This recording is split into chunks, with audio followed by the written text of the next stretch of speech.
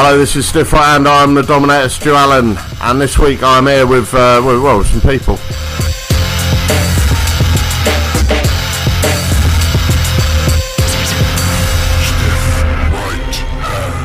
He once punched his mother in her mammary glands. It's Angry Stu Allen of Stiff Right Hand.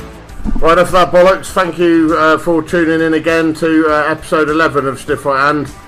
Thank you for listening to our Halloween episode. I'm here with the wife. I'm here. Tanya Allen. I am. And guess who's back? Every time. No, enjoy it. I remember you. You're the one who made Here he is. my dreams come He's the man who went to bed with a llama and said, "What up, bro?" to Barack Obama. Who said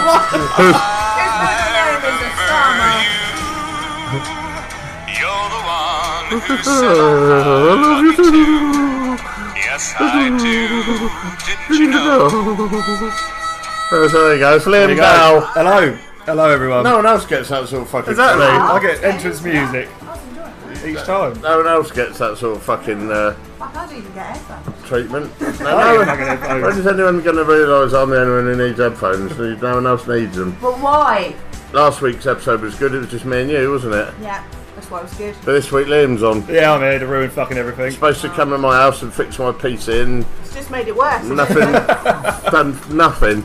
Literally nothing. Nothing. What do you do for a living? What do I do for a living? Nothing. Nothing. I do Ruining fucking nothing. computers. I was all excited. That's been literally all I've been thinking about all day. Is that I'm gonna have a new, my PC's gonna be fixed. And now I've gone back into some hidey hole of misery in my head. Is that what I've you've gone been back thinking into- about all day? I have, like, It's your main when excitement my and old dog joy used of to this fucking have a like today. shreddy, or there was a bit of breakfast or something in the room, and he'd wait till Yeah, we shut out the he room. was shut out the room, and then you'd open the door, and he'd go scampering in there just for that remember it all a the little time. bit of corn or something that was on the floor. That was like me all day today, hoping that you were going to sort of put. And I'd left a little compartment of misery in the corner of my brain in case it didn't work, and that hasn't worked, and now I'm going to get back in that compartment again. This is all your fault. As soon as you leave, Getting back the in your wife's box. getting beaten. That's all your fault. So You try it. your fault for domestic abuse. So what do you know? What do I know? I know that you're on the vape now. Look at you all done up, I right? know. All I'm done straight out up. of fucking work. Oh, He's even got look at this. He's even got. Oh no, it's a phony. It's a phony. it's not real pockets, right? No. He's a Sewn phony. in. Of course it's pockets. He's got a little fucking Hold on. little bit of It's all for show, like everything. little bit of silk hanking. It's not even real. It's just a fucking padded and bear suit. A silk There you go. handkerchief. It's not even fucking. Even that's not real. You're just gonna pull it and you're going to fall Toy apart. hanky. It's just going to unravel. There'll be suit. nothing there. Just a pair of shoes on them. Just a pile of water. I haven't seen you since the show. Exactly, yes. It's been a while, man. You got to wrestle Doug and Jodie. Oh, mate, that was fucking amazing. How good was that? So fucking good. How good so was that? good. I know both me. So good, we fired a pair of them immediately after the show. I know that both like myself and the tag team partner Dave, bless his soul. I know he will be absolutely fine with me saying this. We were both shitting our pants. Absolutely I fucking shitting. love Dave because Dave. Well, obviously, I knew that because I know Dave, but you'd never know, would you? Because No. Dave's facial expression just remains consistent throughout. I think that's why I love him. Dave's just like consistently just Dave, and nothing seems to faze him.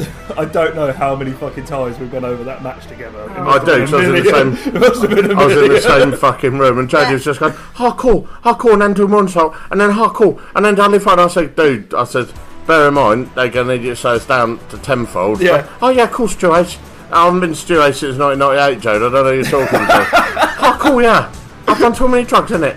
The old Jodie, bless his heart. I love him. Jodie's the only wrestler I've had on the. Fucking quality. Oh, Jodie God, yeah. is a legend, and I love him very much, and he's one of the best stars in the world. But he's also the only wrestler.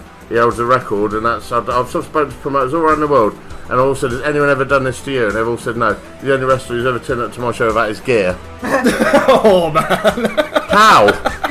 He actually turned up without his bag, and then got off the train and went, cool. I've got no gear." And they said, "Stu, you're not going to believe this." And it was like a massive show. 2001, we brought over a load of guys from ECW, blah blah blah, and then Jodie's like, "You're Stu, not going to believe this. I haven't got my gear." Why has Jodie turned Chinese? Because he's half Chinese. That was a bit of Chinese in him. There's a bit of Chinese in Right, it. A bit of Chinese in him. There is, I think. He does the accents. He can't even order a bloody takeaway. If he orders a Chinese takeaway, it goes Chinese. We're talking about me now. Yeah. You know, Jodie. No, listen. It's not Jodie. No, not Jodie. Order It's Chinese me. and If Jodie. Tom refuses to, because she's so morose, she won't fucking order Chinese. So it's like, oh, I'll order it. I don't And you've like heard it. this in action. Actually. You've actually heard this fucking in action, and I'll phone out and I'll say, it starts off alright. Oh, okay, hello mate. Can I make an order for delivery? I have 2 portion spring roll. I Remember have. that time I made you order a ginger mole? Yeah, that was bullshit. That story up. That was our local Indian. Wrote down a long list. So I'm like, I'll have 2 keema naan, Wrote down the entire order, 2 yeah. Rogan Josh, 1 Jinder Mahal, and they went, no, sorry, no Jinder Mahal. And I went, oh fuck.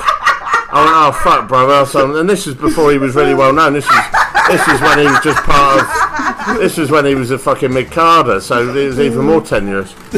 But like, and the bloods were, sorry, no Jinder Mahal. And I was like, oh shit, sorry, I was playing a prank on you fucking cow. And went on to order the rest of the meal. And then bubbled up. Oh, fucking hell. Yeah, so that was a bit racist, so there we go. But yeah, I do the Chinese voices in Jodie. I think Jodie has got a bit of Chinese somewhere in him. He's very good at martial arts, so what was it? But anyway, it was good and it was Other races are available.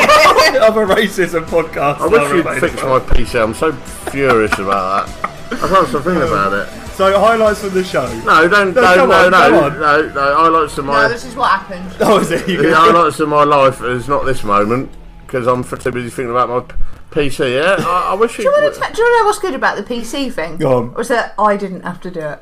Yeah, I had to get the rap for it. But what's not good about it is I'm still miserable. Nothing's been resolved. Aww. Get internet on it. You need to get If like that a dongle.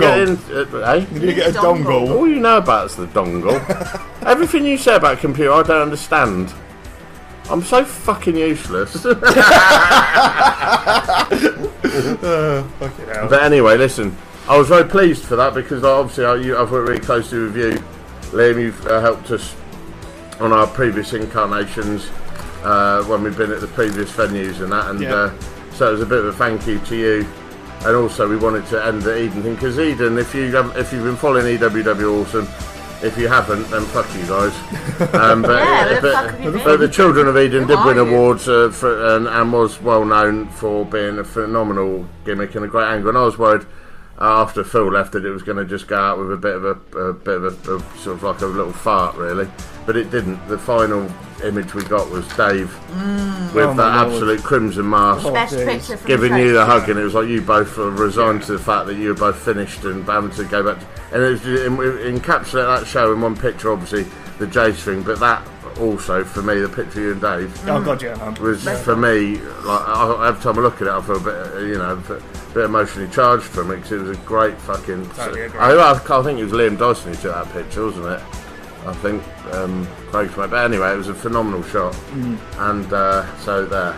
But it was a good, really good card, really great night, and now we've just worked out that you and I are going to be doing the commentary. Oh man. We're going to be the commentary team. You say worked out. It was just, Yeah, it was like kind you of two just got it. flung together. Well, it was either that or me. It was me and Liam don't have really roles at this new Academy show, so we were figuring out ways of getting involved. Stick So we right thought, hand on the beg your commentary. pardon? Do what? Under the table. No, I thought maybe we could do an entrance on Space Hoppers and sort of like do a little fucking belly joust gimmick. And then I thought, no, that won't work. And then, so we thought we're just going to be, That was the sound of my eyes rolling. we're going to be the commentators. So Love me that. and Liam are going to be there. That's going to be interesting and probably nonsense. Absolutely stupid. And a little story about my briefcase. No. You saving I that? want to say, there's a few highlights for me from this show. Yeah, And do the show. in order, it is most definitely going on with Doug and Jodie with Dave. That was a massive highlight. Dave. Brett was there as well. Brett was there for about 5 minutes, if that. Yeah. Give him a wave and he'll do a pay. Dave's blade job, 100%. Amazing. Fucking amazing. Let's talk about yours though. Yeah, mine was shit. Yours is like the Marco Zorro, but with a butter knife. I sent you a fucking picture like the day after, and I'd carved my fucking head up like a mark. Oh, And it fucking like I've literally fucking, bled heavier than that on days when I'm not on my period. fucking ridiculous. Oh, Jesus. Why do we always have to talk about your period? I was talking to Jim earlier, he produces a show, and even he was saying to me, well, for fucking hell, he said, I love the bit about the period chocolate. I was like, oh, don't start on about that. The Joe brand of wrestling. Oh. Period quantity. Oh, Christ. So yeah, definitely Dave's blade job. That was epic. Jinx's farewell. He wasn't expecting that whatsoever. No. Did you read his... I did, and it was really, awesome. yeah. It just proved how much it meant to him as well. Exactly that. But my biggest highlight is when Tyler and I went to go get the paperwork out of Stu's briefcase, and let's set the scene. Right? We've got to do some fucking serious paperwork. Yeah. We need to go through some meetings. We need to have a venue meeting. We need to have a staff meeting, and it's all in the very important briefcase. Of course. There's got a very important combination. A combination lock briefcase. Exactly that. Yeah, because I don't want people going in my fucking briefcase. But we do. Yeah, of course we know what the fucking code is. It's pretty easy to work out. Alright, don't read it out in case anyone... I'm not reading it out. I'm just saying it's easy to figure out if someone knows. It's a business accountant's briefcase. Yeah, Let's put it that way. Yeah, it's absolutely. a working man's briefcase. And that's where the business side ends. Absolutely. We got fucking creasing up at this. So Tyler and I opened said briefcase to find what can only be described as a bacon roll with a bite out of it. A single fucking bite. I pretty much explained it as it was fucking Yogi Bear's business briefcase. Picnic baskets. Where's the briefcase? I've packed it, all the important stuff in it. Brilliant. Didn't question it. Boom. Bacon sandwich. No, was it like Indiana Jones when he opens the Holy Grail? Liam, and I shut it immediately. It was like, what? And I couldn't, I was crying. I was like, just open the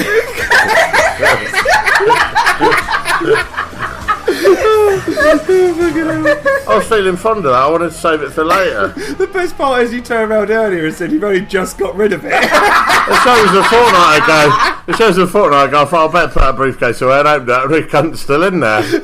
Fucking with my comedy teeth marks come out of it like a fucking Warner Brothers Other cartoon. sandwich receptacles are available. Mate, honestly. Best fucking thing of the night. Oh, God. Well, look, if you... Bacon sandwich.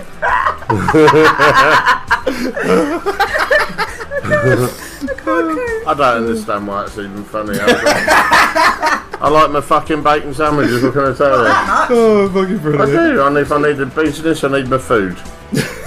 All the important Yes. stuff's packed. Okay, good. Bacon sandwich is a priority.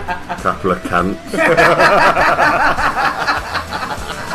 What about sex news? Sex news? What about sex news? We haven't had any good sex news because obviously I've upset everyone with my Harvey Weinstein. Everyone's been out doing nonsense and raping and us. Oh, Kevin Spacey's at it now. I didn't do that. Yeah, very good. Yeah, very good. I didn't do that. It started off at the BBC, went around to Hollywood, and now it's with the fucking Labour Party. And now it's gone to and the Conservatives, so he gave a touch at a woman's knee. It's got a bit ridiculous. Yeah, a bit. It's got. I want to hear some real sex stories. Fucking bullshit. Do you know what I mean? Like when you know, I'm not condoning rape. Like when someone had a cream egg stuck up their bum, like that time. Like sounds like one of our parties. It was you, wasn't it? Yeah, it was me with a cream egg. Went mini. I could get a fucking. I could get a all come out the same colour. Oh. Jaded Vietnam Yeah. With the fucking Cadbury's parrot. Yeah, no, fucking. I don't. There's no real good sex stories anymore. It's all hearsay, and you know, there's nothing good like the old days. That's when it fucking happened. It used to happen in So the they old say, days. but I want to, I need proof. Yeah, don't you think, like, when they talk about on the news, historical sex abuse, like, you think about, like, Henry VIII, right? Yeah, that was sex abuse. Doing a rape or something. I was thinking, it just puts me in mind of hysterical sex abuse. Which is what clowns do. Any video game news? None. What are you doing? Oh, fucking none. Lazy. What I want to know Lazy. is, like, you're in no way responsible for this, but why has Red Dead Redemption been put back until fucking No, we spring discussed next year? this. Because That's Rockstar. I've got the Because right it's up Rockstar. about it. That's It's not only the enough. fucking reason you can ever And when am I getting explain. a Witcher 4? When's that going to Never. happen? Yes, it's happening. I hadn't even looked at the Witcher 4, to be fair. Or even Is there like, there's even any a Witcher news on 4 it. happening? No, there's rumours that they were writing something, but like it better not be about fucking Siri. It better be about Geralt, otherwise. Wasn't there going to be a TV series on Netflix? Yes, then no, that is true. Yeah. See, I do pay That's gonna attention. be I do amazing. To understand. like 2 things I say out of 100. Yeah, so You're doing well. You're doing well. I do assimilate with culture and understand There's things. going to be a new Dragon Age though. Like that's. I don't even know. I think that's in Yeah. the works. Yeah. I know there's been loads of rumours of This is different all good TV news shows. because it's all things what you can shut up about. Right. Just know what we all want me and Liam to discuss is Super Mario Odyssey. Yes, yeah, and it looks amazing. I've had a go on it It at can an be a expo. fucking dinosaur. See, you said there was no video game news. In fact, there is, and you were Yes, just too I just lazy lied. to even Fucking lazy. talk to my good readers out there. Readers? Yes. All about it. So tell us about it. That's right. I'll do it all because. Yeah. I'll Go go on, through it's it. So yeah, important- pretty it's much. important news. I've had a try with Mario Odyssey at EGX when that was on, and all I can pretty much say is it is this era's Mario 64. Most definitely. It plays like it. It feels like it. You're so happy about the dinosaur. Well, like, also What do you you can mean? be a bullet bill. Like that's fucking Yeah, fucking that's sick, right? But you can be a Mario dinosaur. Yes. Like you can be an actual fucking The bits, Tyrannosaurus Rex Mario hat wearing motherfucker. the bits that I like the most is that you can actually walk into old school Mario as well and go through the walls and go through like 2D style, like the old Super Mario Brothers Like and in the NES. that the link to Yes, link to the I know the one exactly what you mean. that one, the one with the art fellow Yep. who's causing See, See, everyone. Pierre cut away to me thinking, I don't know what they're talking about. But also, I think Breath of the Wild looks fucking stunning. It is I still fucking haven't good. played it. It looks absolutely It beautiful. looks amazing. It really is. It's one of those games where you just be sucked into it for hours. Absolutely. Oh fucking no, hours. because like there's nothing coming out this year that's even vaguely like that. Like No. you want a good fucking RPG over Christmas, don't Yeah. you? It's like get stuck into it while it's dark and you can eat cold cuts and be a fat cunt and eat all of your favourite celebrations from the celebrations tin and only leave the bounty ones. I like the fucking bounty I ones. quite like the bounty ones, but I do like to have the Malteser ones first. Of course, and then the Galaxy. You can fuck off. Galaxy Caramel. Yes. Yes. Christmas for me always used to be the James Bond games, but they've got cunt off. Who's this? Who's this cunt? No. Oh, no, yeah, we don't can't answer that. No, we can't be answering calls from that gentleman at this time of year. No, That's anyway. a terrible idea. Anyway, quickly on to something else. No, I used to love. GoldenEye on the N64. Well, GoldenEye was amazing. Then they brought out several other James Bond games. That was always a Christmas thing. But now, of course, it's Call of Duty, isn't it? Yeah, every year. Do you always get Call of Because Duty I'm a at meathead Christmas? and it's all I understand is shooting It's people. going back to World War II, isn't it? Yeah, it is. It And is that's what I indeed. like to do. I'm a basic kind of guy. I like my meat and potatoes. And your World War II? Yeah, I like a bit of a wank, and I like to play Call of Duty and shoot Pilgrims in World War shoot foreigners. Tell us how many times you played your fighting game. When Injustice. when 2. Justice Yeah. 2, never go off it, mate. Never off it. Never off it. Or Played now. Played it twice. Played it twice. Possibly once. I think it was I've once, but forgotten. you just like paused it for a bit. I'm old now. My fucking concentration threshold's no good for video It's games. okay. I will always teach you to play these things. You never want to play them with me. No, it's nothing to do with the competition. So it's because I literally I can't concentrate on them anymore. I start thinking about why don't my PC work properly? Fucking hell. We'll go back to that for months. So why doesn't it work properly? If You don't anyone, have out the there, internet. if anyone out there wants to order any of the new EWW DVD, you're gonna have to fucking wait till it brings my PC. Or you can pre-order from eww-wrestling.com. Can you just have a blank, miserable Blank case white disc. with nothing? Nothing. Decorated discs are available. Yeah. We've felt it. What else do we know? What else do we know? You've been on that vape for a while. Yeah, I've been vaping. I quit smoking. Oh, do you know what it's called? What's that? Switch to. Oh yeah, look. Switch to. Switch to.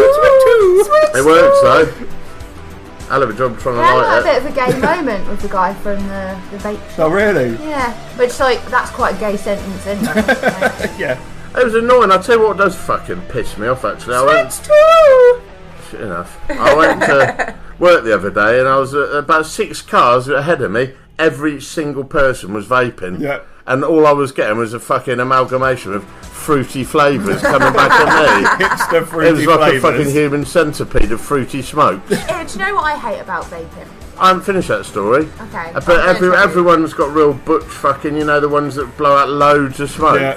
What's the point? Why bother? It's like That's the thing comparing I hate about cocks. vaping. Yeah. But this doesn't. This is my little one. Just fucking you press a little bit. Yeah, but all mine's these people not. in the cars, it was like I was fucking sitting behind Thomas the Tank Engine. It was fucking ridiculous. And literally 6 cars ahead of me, fucking one after another, and it made me feel annoyed with myself. I wanted to go back to normal cigarettes. You always see those bell ends outside the pub in the smoking areas Yeah. of the pubs with their vape. Well, you're not smoking, so you need to be in the smoking area, you fucking weapon. But with the, as you were saying, the big fucking tanks on there, and it's just well done. You look like a fucking dragon. Has that ever pulled you a bird ever? No. Because I'm pretty sure all women are like. Bellend. What is even that for? The giant, It's massive. just fucking cock measuring, isn't it? Pretty much. Does it give you an extra I am throat hit or something? Really? very Because- important, and I can do lots of smoke. Exactly that. It's not even all of it. It's not even the fucking vape. It's actually the juice as well. Let's see who can do the most I'll see. smoked out of you two. Let's do an on-air Cool, experiment. fuck me, this is an all-time low for the Right, show. okay, This go on. is Okay. both pretty Right, no, foxy. so both were pretty shit. Liam's was longer, but yours was wider. Oh, there you go. That's Excuse good. me, that's a Much euphemism. like everything else. All girth and no length. And you can take that as you will. I said you before, will. my penis is the only part of my body that's got absolutely zero fat content. It's really annoying. So everything else got fat on it, apart from my penis, which is ripped. It's just like I've got abs. My penis is like Bruce Lee. It's like literally it's got snapback ability on the skin, and it's like, why can't the rest of me be like? Why Can we call have this all the episode- things that have to be ripped on my body is my fucking penis? Well, the bit that I actually wanted some extra fat, no, it has to be fucking like that, all done up, all like Ponzi. You look genuinely angry then. Well, I got annoyed with my dad. What did he do to your penis? Well, he fucking gave me everything, didn't he? And my bad temper and my hatred of everything and my lean penis. Why do I feel like you're on a couch right now talking to a Oh, that's psychiatrist what this about whole thing is. If I can't get anything out of it, then what's the point? Can I just say that Liam's knee just accidentally touched mine and I'm It furious. was And very mine awkward. as It was well. very awkward. Well, we're all huddled up all tightly like fucking... I can't say that. Like 3 people that are above a certain restaurant. Oh, fucking hell. Anyway, so what we're going to do, we're going to go over to little man Dan, because he's going to do some stuff. Oh, is he here or not? No, he's not here now, but he's going No, to I do... mean like on the podcast, not this again. Yeah, every week that It's confuses me. Where is he? Fucking little cunt. He's in the fucking pantry, licking my fun-sized Mars bars. Like the other. That fun-sized Tiny snacks are confection. available. What's happening in wrestling anyway? I don't even understand anything I outside don't of British know, wrestling. some people went somewhere else and someone did something I didn't care about and then... Oh, they were in Brighton, weren't they? And one of our fucking staff lost his shit and sent some pictures of him with some... So I other wrestlers. Yeah, it's just like, I don't even know who the fuck I they don't are. know who they are. Who the fuck were I they? fucked if I know, man. Some dude who looked like All I know is that Fucking said member of Gary staff Coleman from Different lost Strokes. his shit talking to Doug Williams and was all hyperventilating. Oh, no. I can't believe I just met Doug. I've met Doug and he's an idiot. Broke my fanny. He said, yeah, Mate, that's far too... Doug broke my vagina on purpose. Yeah. Oh, That's brilliant. your beloved Doug Williams. Fucking The hell. one thing I've been Cunt Smasher seeing, Williams. Yeah. one thing I've been watching when it comes to wrestling is that talking There's smack. no wrestling. No wrestling. No actual Oh, wrestling. Talking Smack. Talking smack. is That that- Daniel Bryan's on. because all he does is cunt people off. Oh, really? It's fucking hilarious. Really? They had Mick Foley on there the other day. And it might have been an old episode. Also, when I saw there was a clip of one which looked really good with Sting and Vader. Yeah. Was that the same show? No, I'm not too sure. It's the SmackDown kind of talk show they've got. I can't imagine Daniel Bryan saying anything remotely interesting. So How is there anything to say about SmackDown? Like, now there's like a really good advert for the network. And then maybe 2 minutes of wrestling. Like, okay, that's my SmackDown talk show. Thanks for Honestly, tuning in. doesn't give a fuck on that show. I'm amazed. Well, thanks off to him because I've done a couple shows with him. He's lovely, phenomenal worker, very nice guy, but entirely dull. Yeah. But if he's doing that, then good. I hope he's getting paid well for it. More than I'm getting paid for doing this nonsense and slated in my own fucking house. Oh, well, Right, yeah, you fucking headphones. Anyway, what's going on with this PC? Any news? It's fixed.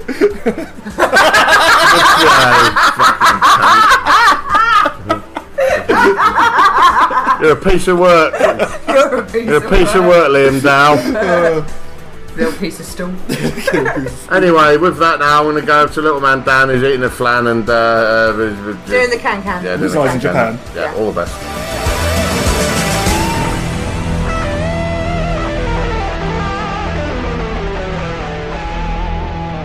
Giving you your weekly dose of a kick in the nuts. This is Stiff Right Hand.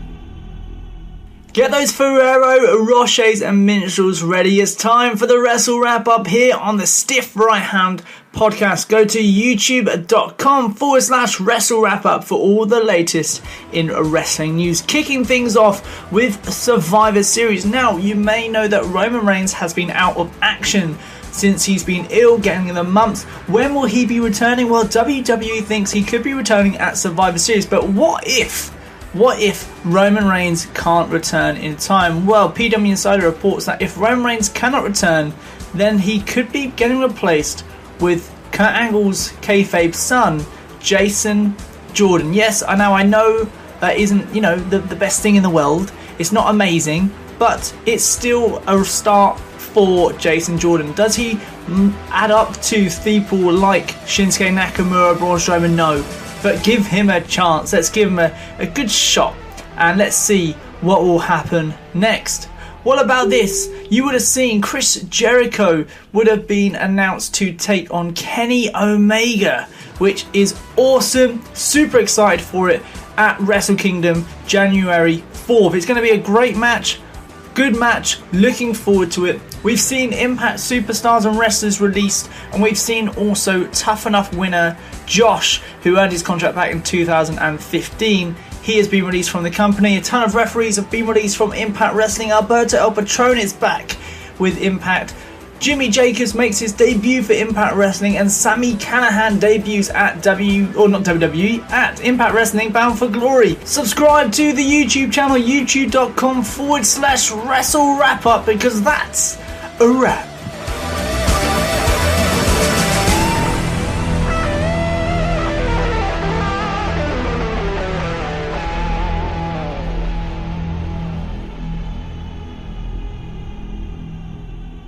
Right, that's my man, little man Dan. Cheers for that, buddy. Right, we're going to, Can I just stop you there? I've got the ump. Why? Why did you get Ferrero Rocher Minstrels again? Because he lives in my pocket. I've got fucking now. You got a bag of now. Well, let me tell you, little man, it's on. I'm fucking watching you. Don't go, you're trying to... I'm threatening you over, I'm calling you out over Don't the you podcast. go intimidating little man Dan. I am intimidating. He does a damn good job for me. And he look, there's room for everyone in my pocket favouritism. That's what that is. I'm done. There's with room it. for everyone in my pocket. No. Don't you forget it. I don't want no fucking pocket rumbles going on. Because God knows I got done for indecency in public places claiming that in the past. Officer, I'm having a pocket rumble. Kindly leave. Anyway. Where were we? Right, so now going over to, this is a bit of a different one. I said when we started out we're going to try and do stuff that's a bit more sort of eclectic really, and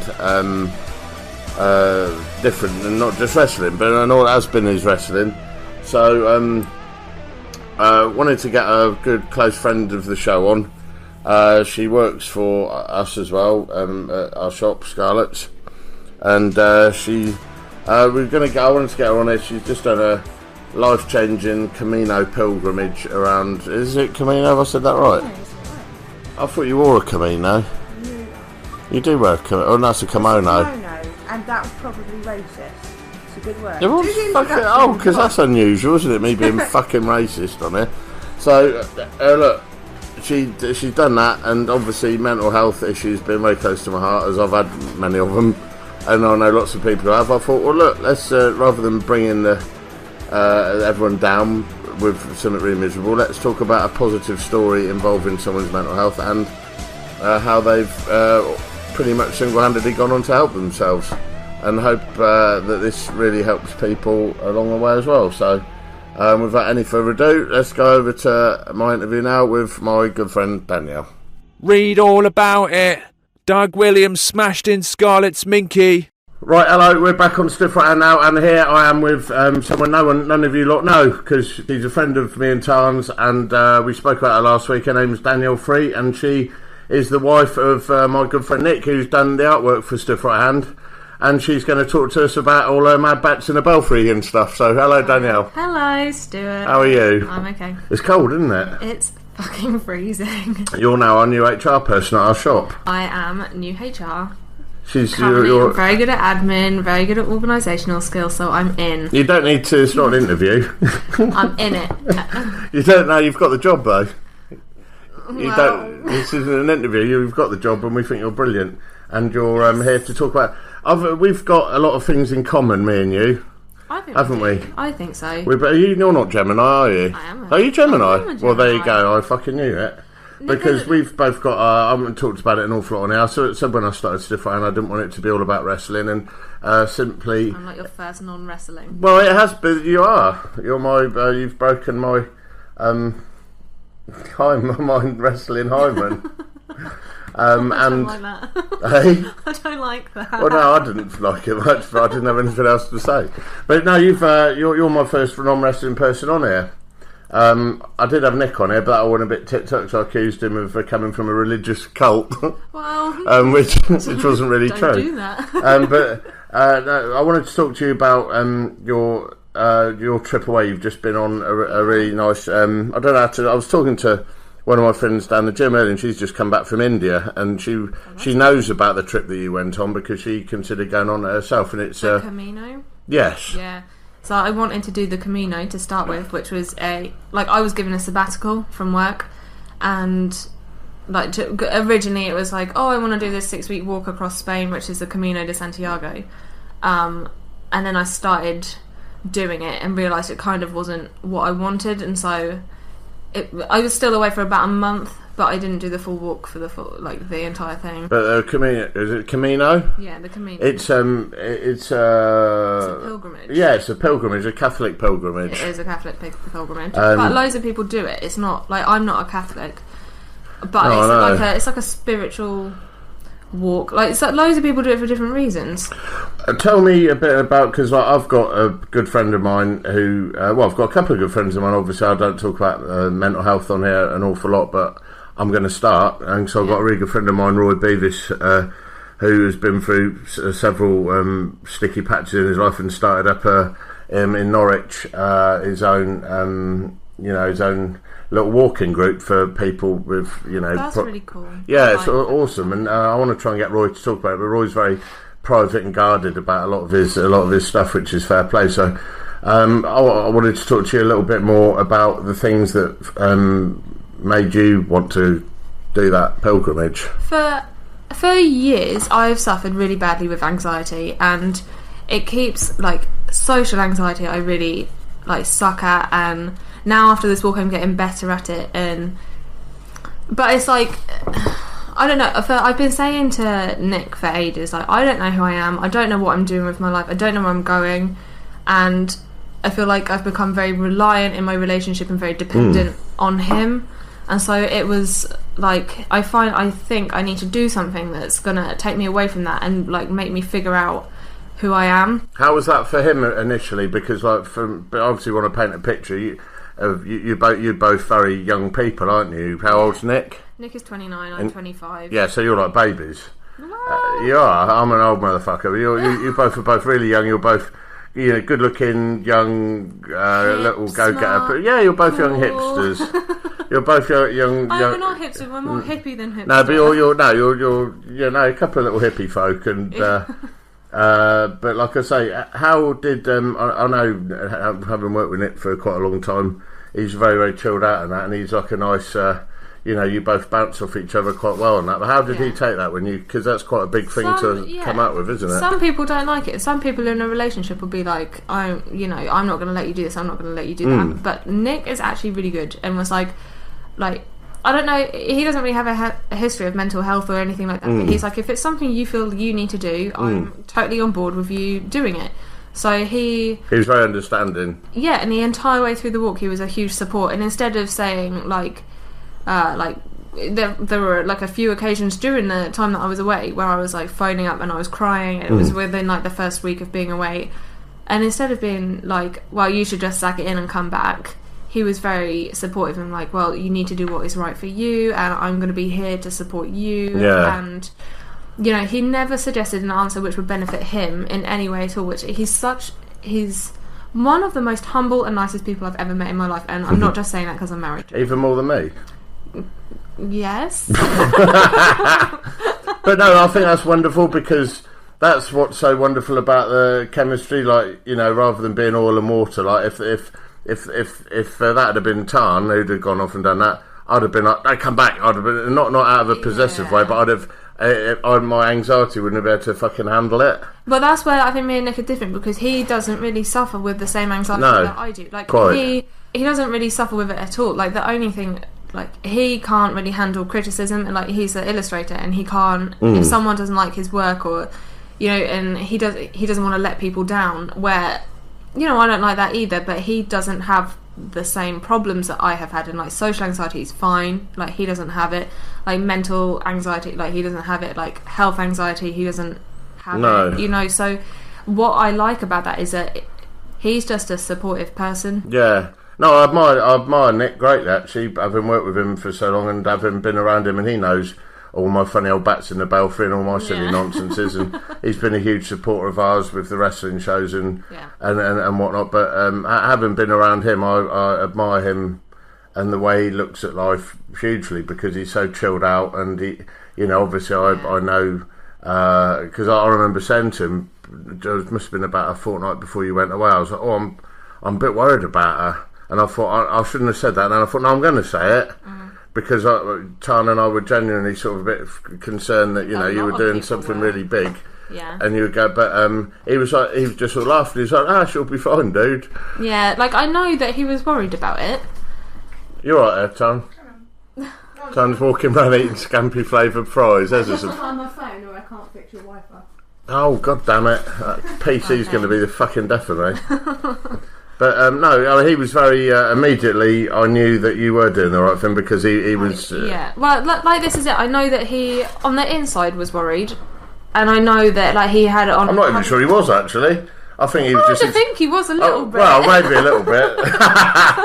But maybe a little bit. But I think he was more confident in you than anyone else probably was. Yeah, I think so, because I've been talking about it for such a long time and saying to him, like, I need to do something, like. I really, like, this has been going on for years. Like, for years and years I've been saying I need to just go away, to finally. I'd have taken it, because to me that would have helped hurt my masculine pride. I'd have thought, am I doing something? Because blokes always have like a propensity to want to fix things, whereas women will look for a longer term solution. Yeah. So to me, that would have screamed to me, fuck, I've done something wrong as a husband. No, see, because what I said to him the entire way through was, like, I need to go away to find who I'm. Like, I've said to him the entire way, I don't want to go because I don't love you or because you've done something wrong. And like, I've been there, I guess, as a support to him in the same way. Like, I've said to him, I'm not, I am going to come back to you. It's nothing you've done, but I feel like I am now very dependent on you. And I guess to an extent, he babies me a little bit. He has done exactly what I guess any other guy would do with that pride. And has gone like, oh, you know, he does a little thing like when you're walking down the pavement, he'll make sure that he's walking on the side with the cars and stuff like that. And it's like, I'm like, well, he was brought up the right way. He's an old-fashioned, he's an old-school gentleman. Do you know what I mean? A gentleman, and it's nice. But I think I got complacent in myself and lazy, and was like, if we go on holiday anywhere together, I'm like, he's the one that learns the language. He's the one that will book the flights. He does everything. And I'm like, I know that I'm fucking capable of doing this, but I've not been given the chance to show that I'm capable of it. Because you guys honeymooned in Japan. We did. And I remember he was very he was very keen to want to learn as much Japanese as possible, and I know some of the pre-planning was making you anxious. Yeah, like all of that makes me anxious. Like, I guess I'm like too organised to the point that if something goes wrong, like I immediately just freak out, which I'm really glad, like, if you want me to talk more about the journey a bit later, like, the whole journey has made me realise now that was completely the wrong way I just want to build up a mental picture of what made you go on it. Do you know what I mean? Yeah. I guess I'm very organised as a person, and so if something doesn't go according to plan, like, I will lose my shit about it and will be like, well, now I as quickly as that? Not like... Because I've never seen that in you at all. All I've ever seen is very calm and... It depends on, like, the situation. Like, it's hard to do... Like, during this walk, for example, I was supposed to get a bus from Logroño to Leon. And it was, like, such a long bus. And I went to the bus station, was waiting around for ages in the middle of Spain. And... suddenly, like, I just decided to go up and say, like, oh, can I just check the platform of the bus? And the woman said in, like, very broken English, like, oh, the bus has been cancelled, you know, this is what, you know, you're gonna have to cancel your ticket and find a different route. And I was there, like, immediately, like, even, like, on the walk in that state, like, fuck, like, I don't know what to do. And my immediate reaction was, phone Nick, because he'll know exactly what to do. Stuck out in the middle of nowhere on your own, no money, no, you know. Yeah, like, to an extent. And so I phoned him, but I think he was he was working, or he was probably sitting in the house being a prat with me somewhere. Yeah, probably making up songs and answering his phone. We don't do that, we talk about delete.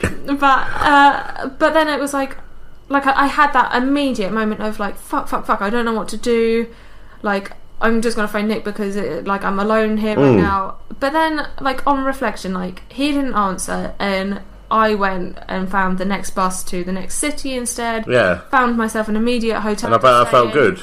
And I did it. And then as soon as I had control again, I was like, oh, this is fine. But what I shouldn't have done on reflection is phone Nick, because he's in another fucking country. Like, there's nothing he could do that I couldn't do. Absolutely. Which is... And that was a very good... I felt, fucking starting point. Yeah, for me, like, that bit of the trip was like, I've done this without anyone's help. Yeah. And so that was like a really good thing. And like, because I'm so like, this has to be done at this time, this has to be done here, you know, I'm like so planned and rigid with things, like, it's learning now, like, how to let go of that a little bit, and to, like, I've proven to myself just in even that one little bit that I can do stuff, I can handle situations which would have made me anxious in like a calmed way. Like, if I can pick out my faults and be like, why did I phone Nick? It's like discovering bullet time in the Matrix, isn't it? Exactly. Like when you can slow down and you can look and you can see things you wouldn't have seen before. Yeah, that's exactly it. And so, like, when I was on the bus afterwards, I was there like, I shouldn't have phoned, like, I've done it all. And Nick phoned me while I was on the bus, like, are you okay? I was like, well, I wasn't, but I've just done it, so everything's fine now. Fuck you, buddy. Yeah, thanks, not fucking answering your phone. I want to talk about more, because, like, with me, I've a huge amount of social anxiety with enormous crowds, which obviously hasn't helped being a fucking wrestler. No, because you're drawing all the attention on yourself. Oh yeah, well, hey, what a twat. So, but, like, you know, huge, big crowds. And I find if Tan, who's been, again, similar to yourself, has been a wonderful support to me, and it's obviously, you and I should imagine, are both horrendously difficult to live with at times. Yeah, sometimes. But Tan notices, she's when if I haven't had my medication, she says, oh, have you taken your mads? She quite diplomatically calls my tablets my mads. And she knows that by the fact that little things... You know, I could, I could lose. You know, like my PC, for instance. Yeah. Could you know? It'd be the worst thing in the fucking world, and I will not stop thinking about anything else until that's done. I have been the same, like exactly that, and like. And my organisational skills go tits up. I can go from organising a wonderful huge wrestling show to all of a sudden, I do not know what the fuck. I don't know up from down anymore, and it's awful. So does that manifest itself the same way with you? Yeah, kind of. Not to like the same extent. I think. Like I think yours sounds like much. Extreme? No, not extreme, but like I think I haven't told you half of it. I haven't started. Christ, I haven't told you about me shitting in the sink yet. Oh God, yeah. So next, not in the same way. I think, like it's like even if I'm at work and I've got something to do, like, and I can't do it, or. It's like if I suddenly don't have control over something, so because I know if I've organised something myself and it is all going how I want it to go, I know it's going to be fine. As soon as I have to be like, oh, someone else has to do this job, I'm not the type of person that will forget that person is doing that. And so then if they then hold me up or it's not going to plan for me, like that's when. So then your work, your working is increased tenfold, isn't it? Yeah, because then I'm worried that they haven't done it, or then I'm going to look bad because I haven't done something, and then and I think my anxiety then comes from what other people think about me. Of course. Rather than 10 years ago you'd have been called fucking neurotic, whereas now. You can see these things building up and have a domino effect, and then we know the rest. Yeah, exactly. And I don't know. It's a hard one to. But how do you feel now? Because I remember probably a few months before you went away, you were doing the online counselling. Yeah, I did with a company called Health in Mind. So would you recommend that to people who are listening? 100%. Because I've got a lot of people who are listening who I know. Suffer with similar things and are probably going to get an awful lot out of this. So can you just elaborate a bit on that? There was a time, like towards the beginning of the year, when my health anxiety, I still have it now, like my anxiety around death is absolutely huge. Really? Absolutely huge. Like I can see a dead body fine, I can think about other people dying. Like, oh, so I didn't know that. Fine. My big anxiety comes from like either me dying or someone that I love that is really close to me dying, and it would get so bad that to the point, like to the start of the year, like Nick would just like go to the toilet and he'd be like, "Oh, I'll be back in a minute," and I would in my head would somehow manifest itself to, what if Nick dies in that toilet? Oh fuck! And I don't know about it. Oh Jesus! Or like, it would go like he. Did you keep that internalised? Yeah, I would never like. Sometimes to him, I would tell him like I do it now. Even like it's worse. When, as a woman, I'm due on and my hormones get crazier, but that must have been crippling. Yes, like every fucking day would be like he would walk to work in the morning, and if I didn't hear from him by the time we got to work, I can understand that, you know. I would be there like, fuck, what's happened? Shit. You know, and it was so bad. And then health anxiety, like I couldn't watch a film with people being killed in it because I would have a panic attack, and God like damn. Even like such, I guess like. Health anxiety wise, like if I had a pain anywhere in my body, it would immediately be like, I'm gonna die, like, this is gonna happen. And then obviously a panic attack happens, and then your heart speeds up, and that's what I mean about the domino effect. It's enormous, isn't it? It goes crazy. So but that is in itself fucking crippling. Yes, it's horrible. Like I would have to, like we were watching. Oh, there's a film of. That explains why Nick. I've always said to him, I said, "Oh, do you want to buy a really good horror film?" He's like, "No, we don't fucking watch horror films." I'm fucking now and over. Christ, we don't watch them. I'd never recommend them anymore. But it's like I can't remember what film we were watching. It was like an action film that had Bradley Cooper in it. That's all I know. It's where he had to like take a drug and he. Split or something. No. It like he took a drug and it made him like his brain operate, and he ended up writing a novel. Or something. Oh, okay, I don't know. I can't remember the name of the film, but the effects that he had when he was taking that drug, like that's all it was. Is like he like it was a bit hallucinatory, but like his brain like suddenly focused, and I couldn't cope with seeing that. Like because in my head I was like, oh fuck, like maybe like I hadn't taken any drugs. Like I've never taken any drugs, and to suddenly oh, they're great. Fuck. Do you want some? No.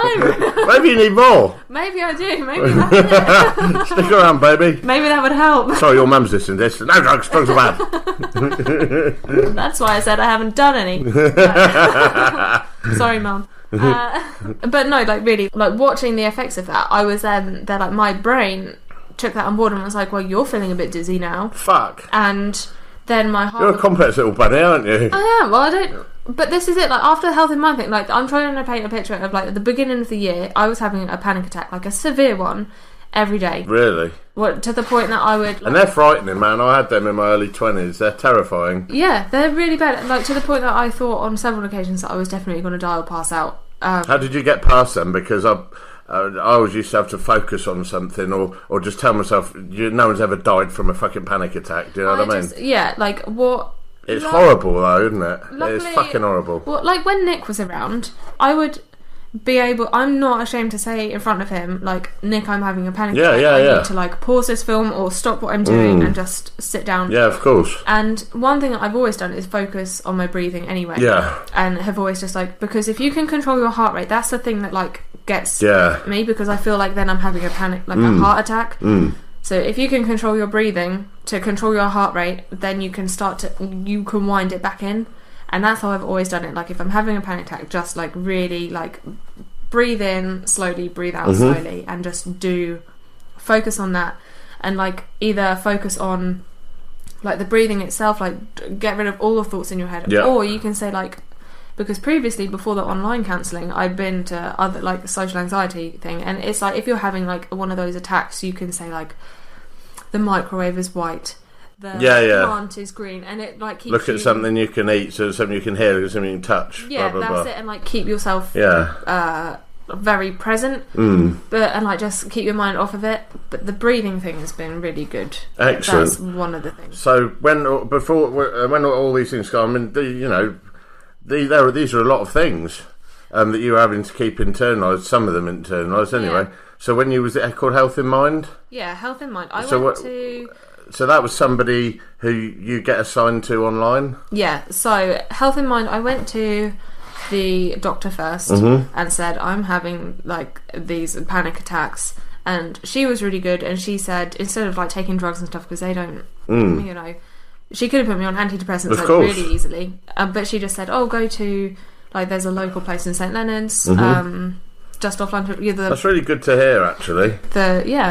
In all seriousness, just on occasions, we were talking the other week, me and Tan, about, you know, the Louis Theroux show. I don't know, the programme where in America so many Americans are getting hooked on drugs just because the pharmacists are so quick. Doctors are so quick to push these things. Just go, there you go. So the fact that the doctor actually gave you this advice, I think, is fantastic. Yeah, she was great. She was a newly qualified doctor, and I couldn't. Oh, I know you. I know you already know who you're talking about now. That's wonderful. Loved her. She's marvellous. Yeah, I know who you're talking about. And so I went. There's in St Leonard's. There's that place off the back bit near the stonemasons. Yes. Yeah.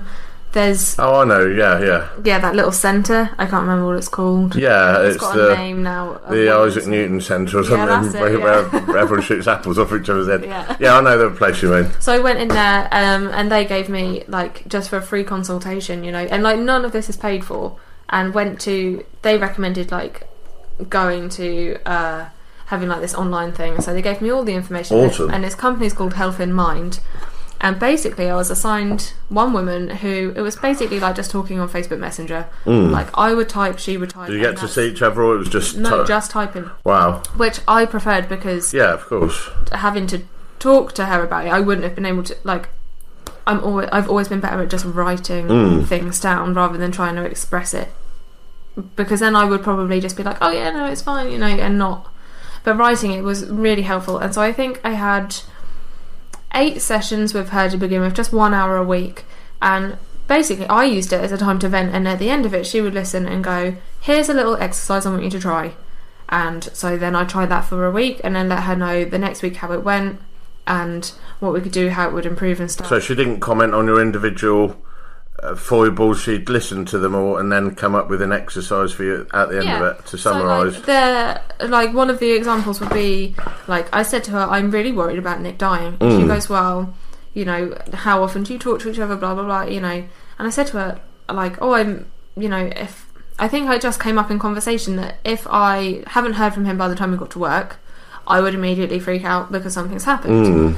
And obviously, like, that's really irrational because he could have just got to work. He's at work now, he's really busy, you know. But she said, like, don't do that. Like, tell your husband to stop texting you when he gets to work. And I was like, well, that's going to be difficult. That's really hard to put in place. Because I said, like, well, what am I going to do? And she goes, well, what would you do if, like, what would happen if, like, you know, say he didn't message you, how do you know that something would have happened? And I was like, well, I guess his work would phone the house phone to see if he hadn't got in, or, you know, his work would phone me to say that something has happened. And she said, okay, and what would you do if you haven't heard from them? And I said, like, you know, and you haven't heard from your husband and no one's phoned you or blah blah, you know, and you're really worried, like, literally can't get it out of your head, what would you do? And I said, well, I guess I'd drive his route that he would walk to work and see if there were, you know, in my head, like, ambulances and stuff, you know. I said I would see if I could see that. And she was like, so you have a plan in place should you be really worried, or should you hear from his work, or blah blah blah. And she was like, so just don't message. She said, you're creating, like, your own worries about nothing, because it's just a normal thing that happens. Like, every day, like, you just walk to work. Like, it's rewarding, isn't it? You're rewarding your own nonsenses, which I used to do all the time. Reward myself. I used to write little notes out, and I'd have a certain way of doing it and cross them out. And the poor fucker I used to live with must have thought he was too terrified to fucking say anything. There'd be notes written on mirrors and scratched on bits of cardboard, or even on the dining room table, you know, little messages. And he must have thought, "Gosh, what a weird cunt!" But you know, you're by doing little things like that, you're rewarding. That's it. You're justifying the reasons. And it feels good though. But once you've done it, it's almost like a release, isn't it? Yeah. It's almost like saying, I've done it, but I know it's wrong, but it feels good. Yeah, and that's what happened with Nick. Like, so when he texted me, I'd be like, oh, I can relax now for the rest of the day. And so for the first week of trying that, I found it really hard. But Nick stuck to it, you know, and he was really good. And it was just getting through that. Yeah, it was just looking for the little patterns that might have been making my anxiety worse. Awesome. And now at the end of those 8 weeks, I didn't feel like I was ready. No, because I remember speaking to you probably when you were in your penultimate one, and you told me about it, and you said you were quite reticent to stop. Yeah, to stop. But then, like, she carried on. She was able to give me a few extra sessions to help, and then just see how it went. She said, you know, Health in Mind is always here should you ever need to, should this all fall off track. But they don't stop your sessions unless you are ready for them to stop and they can see you're making progress. Yeah, exactly. And so after that, I can honestly say, since I think, I don't know, I can't remember when I had it, or I was having all of these panic attacks in, like, January, February, like, very early on in the year. And then all I can say is that after my sessions had ended, since they've ended, which was ages ago now, like in the summer, like maybe even like May or April, like really a long time ago now, I have only had 2 panic attacks. That's fucking awesome. And they were daily. And they were daily, like every day, to the point that I was like having to. Wow. My heart was going. Fuck. And now I've had 2. Because I've learned how to control them. That's impressive. And, like, it's like picking up on, like, just reasoning with yourself. I know it sounds so stupid, like, as a thing to do, and, like, so obvious. But it is, like, there's that thought that's always in your head that's going to be like, oh, this is happening. It is the devil on your shoulder, isn't it? Yeah. It is, and it's shutting that off. It's fucking hard. It's separating it. And, like, what? Sorry. That's right. I'm just kicking you. That's right. I probably deserved it. But it's like separating yourself and becoming aware. Like, this is what I've learned on the trip, which I am now trying to put into practice every day, is that you are not that voice. Like, you are the awareness that is noticing that voice. And, like, no one wants to feel like that. No one wants to have that panic attack. And so it's being that awareness that steps back and goes, why am I feeling like this? Right. Like, who is this guy that's saying all of this shit in my head? That's wonderful. And to suddenly be like, I can acknowledge it, and now I can assess it, and I can deal with it. And it's now the same. Like, I've been reading this book. I read it in Spain at this cat sanctuary. And it's called Awakening, something like Finding the Inner You. It's by Eckhart Tolle, and I would not recommend this book enough. Like, I love it, and I've bought a copy. I've bought Nick a copy. I bought my mum a copy. Sounds like you should fucking have bought me one and all. I should have probably bought you a copy. But it's like, for me, like, I opened it and I had this revelation on, like, I don't know what page it was, and I've been saying to Nick for ages, like, I don't know who I am. I have no fucking clue, and I wanted to go on this entire trip so that I could find who I am. And, you know, like, I like to do it in stages. So, like, the first part of my walk, I gave my body confidence because I was walking over the Pyrenees and stuff, and I was able to then realise... Yeah, because it was physically demanding too. Yeah, for, like, the first 7 days of, like, walking, like, 9 hours a day, like, up and down all terrain mountains. Yeah, like, mainly mountains. And it was really... Not knowing if you're going to have a bed. Yeah. Yeah, like, legit, there's a bed rush. Yeah. And so then I realised during that, like, the entire time, like, even before reading this book, but he says exactly the same thing, but it makes me feel better to say that, I figured it out before the book. I was there able to be like, why have I always, like, called myself fat? Why have I always put myself down? Like, my body is carrying me this mile, like, this way. Yeah. Like, it looks after me so fucking much. Like, how dare I, as a person, like, insult it and put it down? Yeah. Like, it, you know, like, if you get a cut, you don't tell your body to heal itself. Like, absolutely, the body's an incredible machine. That's, like, the first bit of me for being able to see, like, you are separate from your body, you know? So that has helped me with my health anxiety as well, because you can step back as that awareness within yourself and be like, this is, you know, my body is aching.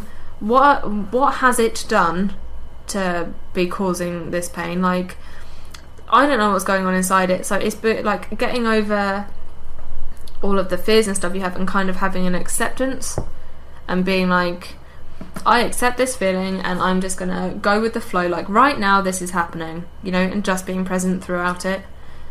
And then, so that's really helped, like, that first set of detachment. Like, I am not my body is a separate thing and I am in it, and that has helped with my health anxiety as well. And then the second part of my walk was, like, it wasn't the walk, I was doing, like, a cathedral tour of North Spain, which for me was really, like, I never in my life thought that I'd be able to do something like this, because it was going away from the person I was most dependent on, who since we've been together, I've been worried that something's going to happen to him, you know, and freaking out about it every day. So to be able to be in a completely different country where he can't message me all the time, not in touch with him, yeah, I can't, like, I'm not guaranteed Wi-Fi or data the entire time. Exactly. Like, absolutely anything could happen.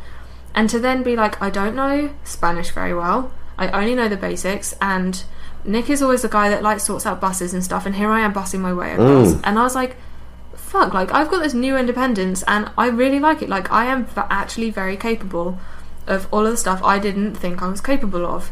And so that second bit for me was, like, 5 days where I was doing buses and going through the cathedrals and stuff.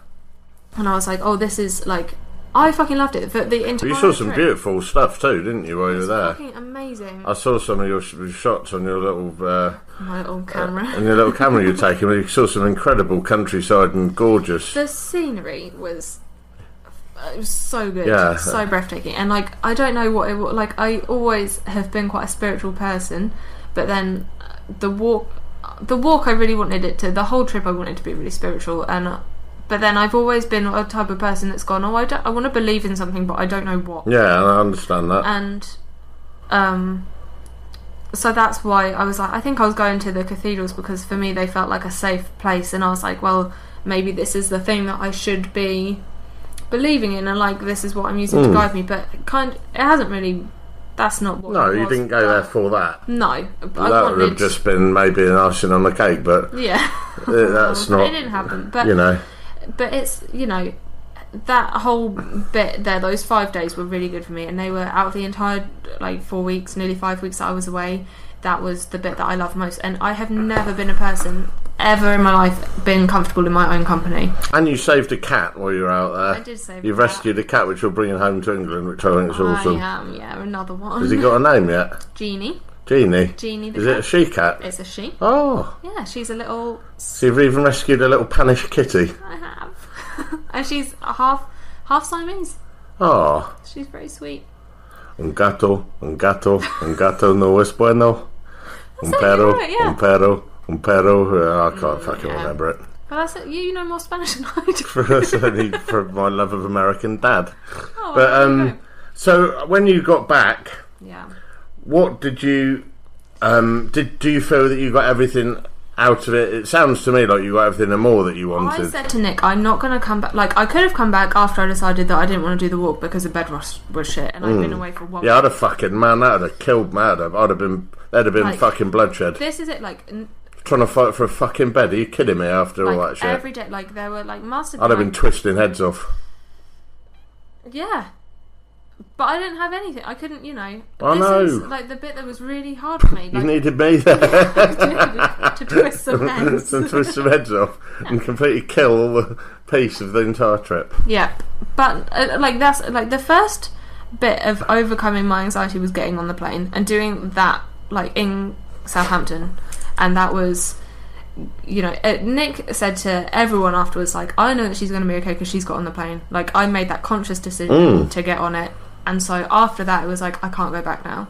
And so I did that, and then And not to mention you were hugely fucking let down as well, but we won't delve too much into that by a friend, but we won't talk about her. That. But to me, the most important thing of it was... Not the most important thing, but the most impressive thing of all of this, as a friend, it was the fact that you chose to do it. Yeah. And the reasons you chose to do it. And I thought that showed an enormous amount of love for yourself, which is ultimately really fucking important. I've never had that before. And, No. You know, the entire trip was planned with this friend, and then something very unexpected happened, and I said I had to make that decision whether I was going to go on my own. Yeah, that's what I thought you were going to pull out right there. And I made the decision, like, no, I've booked it all. Like, I'm still going to go. And I said to her even, like, I'm still going to do this trip. Yeah, and fucking good. Yeah, and she was there like, oh, I didn't ever think you'd do that. No, and of course. It was that, like... That's a lack of belief in you, isn't it? Yeah, but then I think everyone had that reaction. It was like, oh, Danielle's not going to do it. Yeah, I'll be honest, I thought so. And so half of I hate to say. It's true, though. Like, Yeah. that's the image people have. And, like, Nick's family will know that, like, I don't like doing stuff. I don't like, you know... I have to have that support of someone else. And Yeah, you need a support network. You know, I'm outgoing as long as I've got, like, stability and security. Yeah.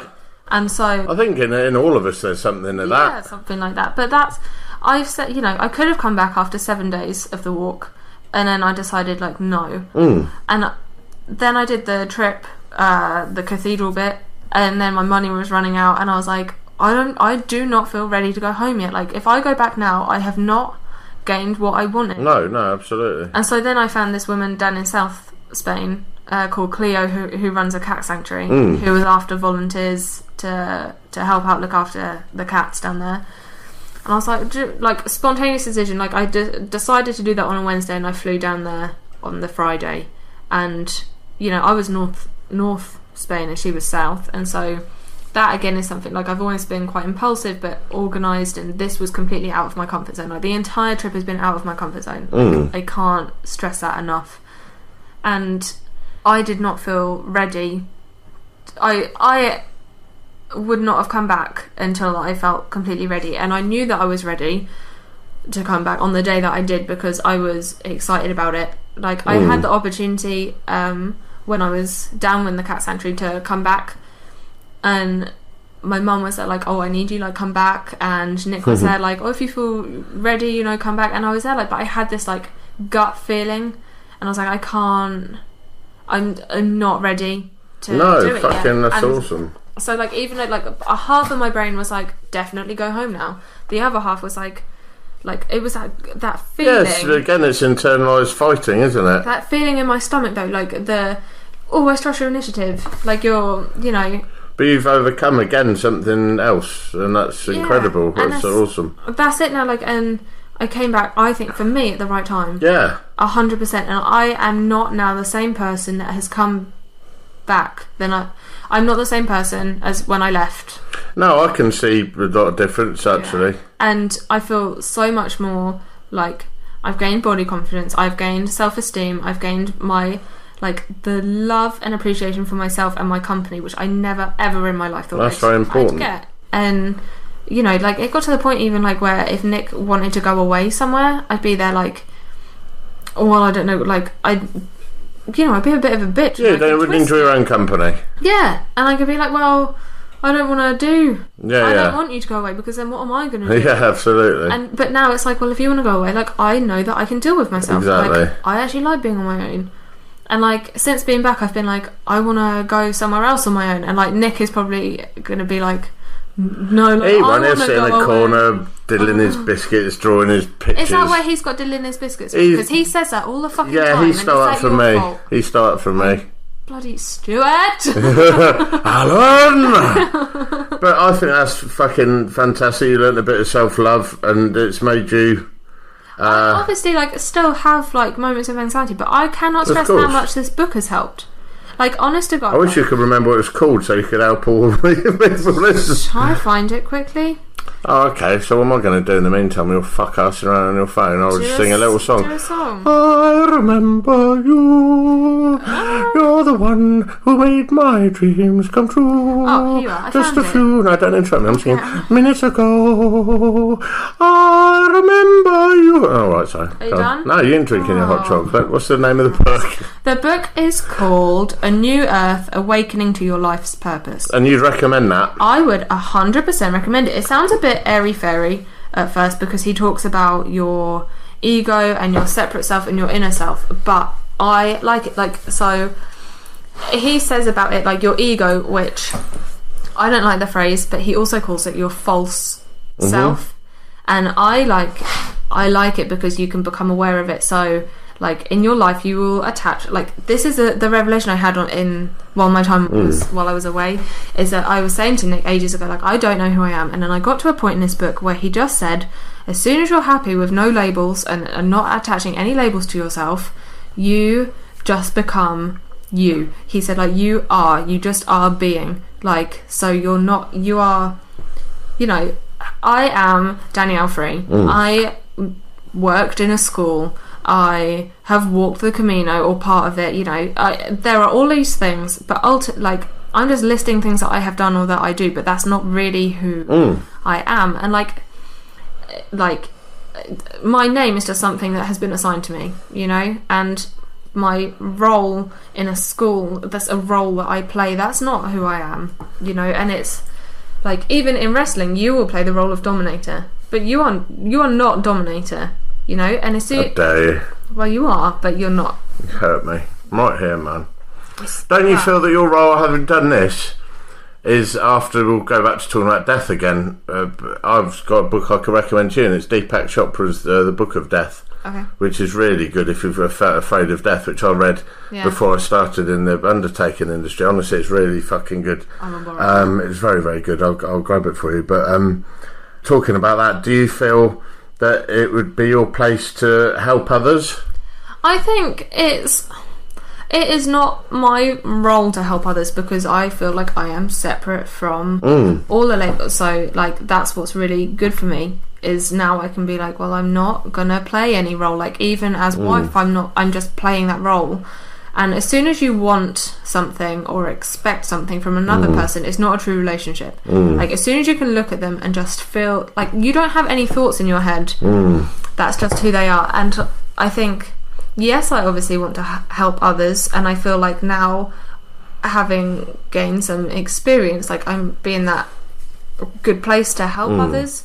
But at the same time, it's like, if I don't want to play the role of healer or helper, because then that's a role, and I'm wanting those people to be in that negative place so that I can help them. Yeah. So, like, obviously people are going to be hurting anyway, and the aim is to not have everyone, you know, but it's being okay with not having that role attached to you. Like, if I understand, if I can, as my complete true self, help people just where I can, you know. You must still want to leave a bit of a legacy there, because say if you don't have kids, say you and Nick don't, you probably will, but say you don't, what would you want people? You'd want people. I always have a worry about not being remembered. That's a fear of me. I always want people. There are to be lots of people at my fucking funeral, and I want people to talk about me fondly, which probably ain't gonna happen. But I want to be. That's why I'm a teacher. I enjoy teaching people, and I know not everyone agrees with my views. But would that be something that you would want for yourself? What, like a legacy? Yeah. I would just want people to go, like, she was just really genuine. Like, that's the one thing, is just, like, I want people to be able to say that they can trust me and that there's no... Like, I try my absolute hardest every day to be the most non-judgmental person that I can be. Would you ever think about working in counselling? I have thought about working in counselling. Because that's my point. That's what I was coming on to next. Because I was saying, not me... I think I'm too far gone for it because I'm a terrible... I don't think anyone is too far gone. Oh, I think I'm a terrible mess, but I think you would be...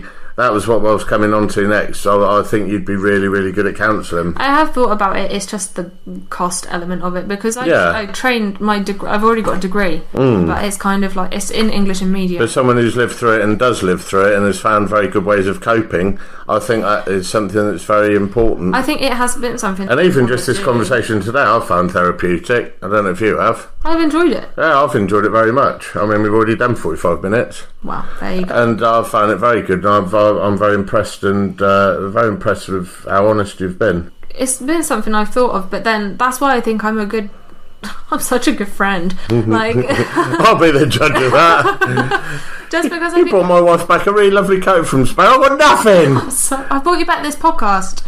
Oh, you. Yes, you can't say anything now, can you? God damn it. Yes. All right then. But I like to think that I'm just there for everyone. Like, I know that sounds really flaky and really... Makes me sound like a right harlot. When's my go? Sorry, Mum. Sorry, Mum. Yeah, sorry, Mum. Yeah. Coming on to your mum next, as it goes. No, don't do anything like that. Oh, your mum's lovely. Yeah. Shall I just tell all the readers out there, Danielle's got a really nice mum. She's lovely. My mum is very nice. She's lovely, and me and her got a little thing going on, haven't we? No. In my head.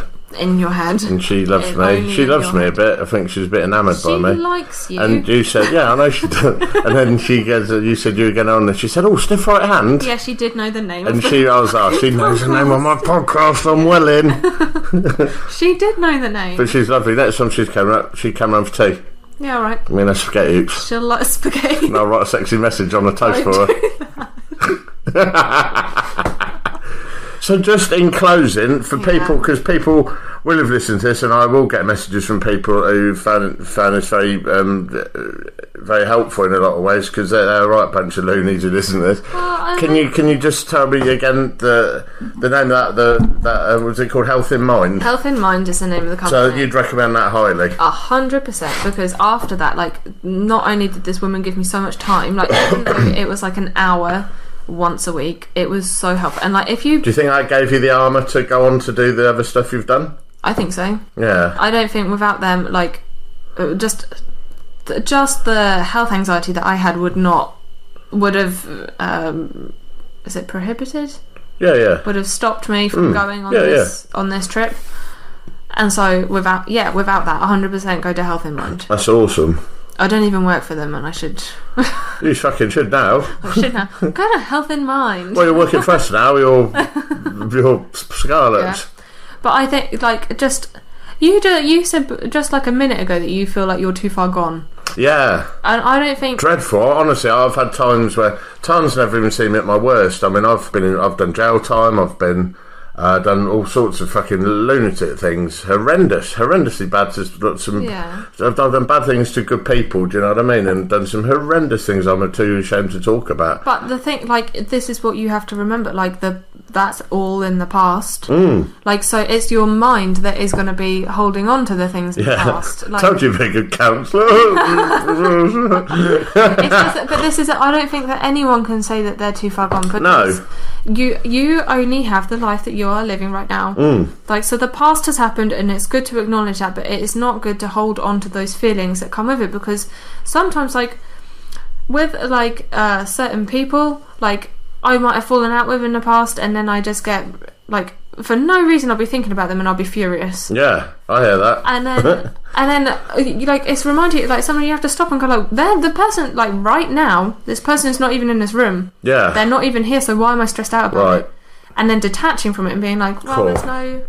I couldn't even imagine if I felt that way, which I do often. I couldn't imagine how I'd get myself uncoiled from that. Write it down. Yeah. Like, but it's really hard to do, and I'm still practicing.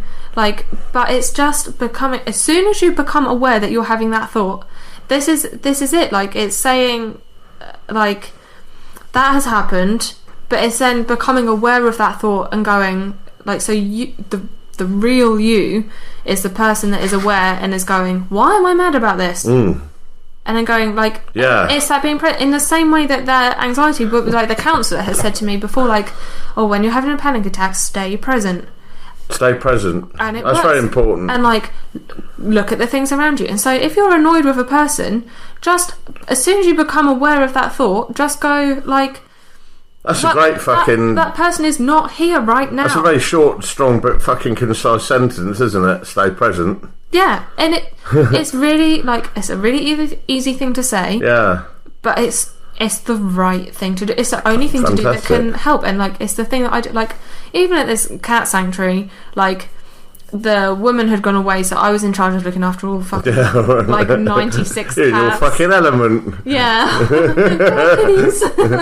But, like, she had gone away and I was in charge of doing everything and I was really stressed out, and it got to the point where I was just doing my normal jobs and I stopped and my heart was going because I was stressed, and then I was like, why the fuck am I stressed now?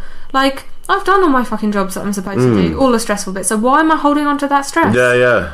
And then it was easy then to just go, oh, let's chill out. So holding on to that causes sickness and it makes you so ill, like being stressed. Yeah. And it's not good for you. I'd hate to fucking add up the amount of time in my life I've wasted on silly shit like that. I could probably throw years of my life away. Yeah, but that's it. Like, this is what the book says. Like, get the book because if you can get past some of the stuff which sounds a bit weird, like his main point is stay present, focus on now. And so there is a past, but it has happened. But that is not happening right now, so why would you focus on it? No, absolutely. And like people who go like, oh, do you know what, I can't wait for Friday to come. Yeah. And they're not living, like, the future is a concept, but it never comes because it's always just now. Yes.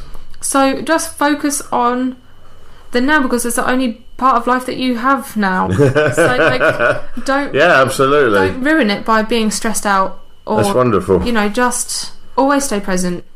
It's the easiest thing. Stay present's really fucking awesome, and I'm going to call this episode just that, because that's fucking present. Important, and I'm going to remember that. And I'm going to wrap this up now, but I seriously want to thank you. I know I'll get up your nose and cause you a lot of annoyance and the amount of times that I've just shouted, Alan! I know, and I was very badly behaved last night at the bonfire, and just deal with your shit. Yeah, and you have to deal with a lot of my shit, but I'd like to thank you ever so much, because I think you've been really brave in what you've done, and going on here talking to, I know you physically can't see the people listen to this, but a lot of people will listen to it, and I think you're very brave, and I respect you muchly. Well, I respect you too, and I don't want you to ever think you're too far gone, or anyone to think you're too far gone. Stay present. Stay present. That's fucking important. Thank you, my love. You're welcome. You're an angel.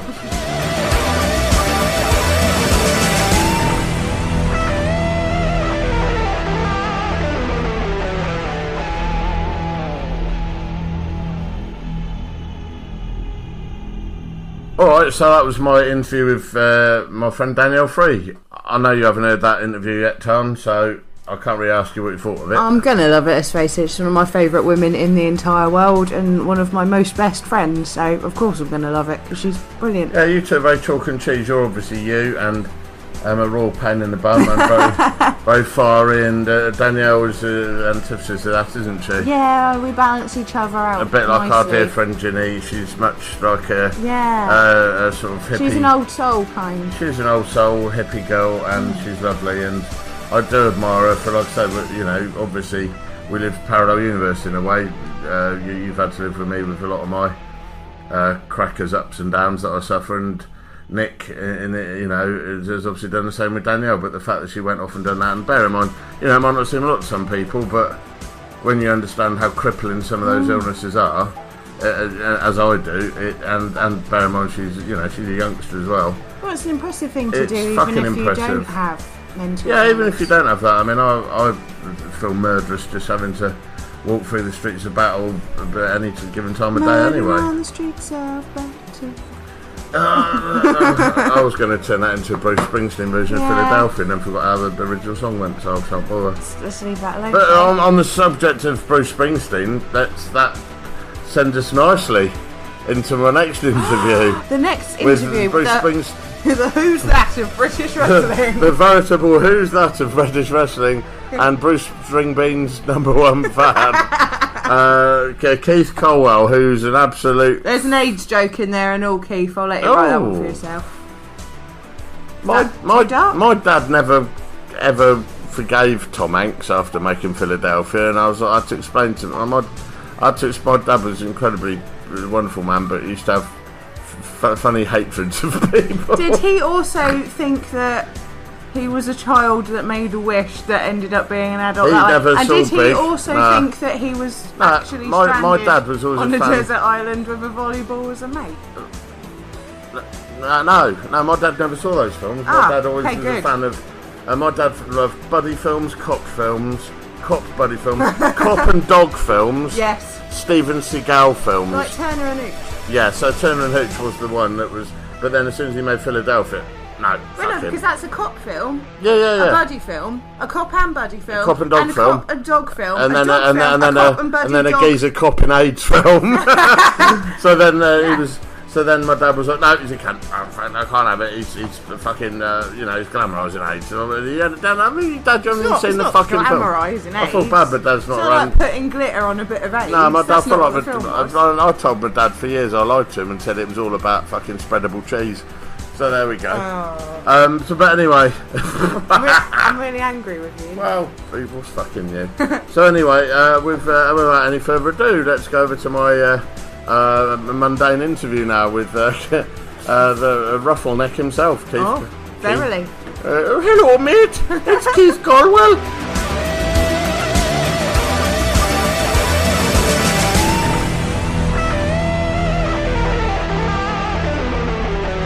You want the truth?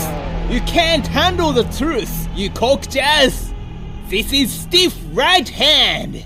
Well, we're back on Stiff Right Hand now, so I'm going to go over to another one of my dear friends. He's the Scourge of the North. He puts the sun in Sunderland. He's the man you'll love to hate, and he's the man whose nuts I love to kick like a hacky sack. It's Keith Roughneck Colwill, everybody. Well, hello. How are you daft sod?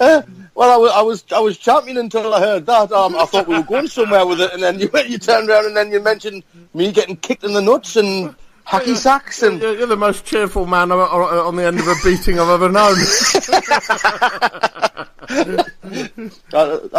That's called post-concussion syndrome. I don't know what I'm doing most of the time.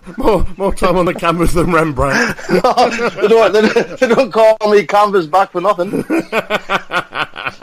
I can tell you when a light has gone out at Epic Studios. Put that way.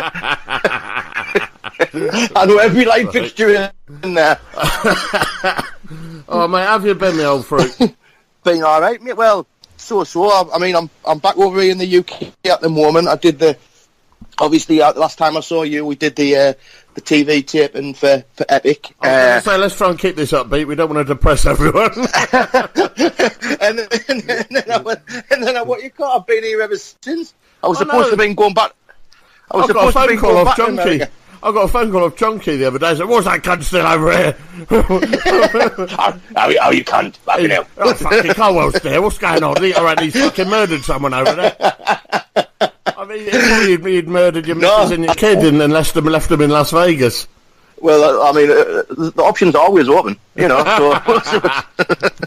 It's funny that shooting happened, and then you fucking turned up. What's going on? Oh, convenient. Yes, quite. So listen. Yeah. let's get on to you, and All right. and because there's a lot of things. I mean, I've only sort of really caught up with you over the last few years doing our stuff with war, and I know we had a little a previous dalliance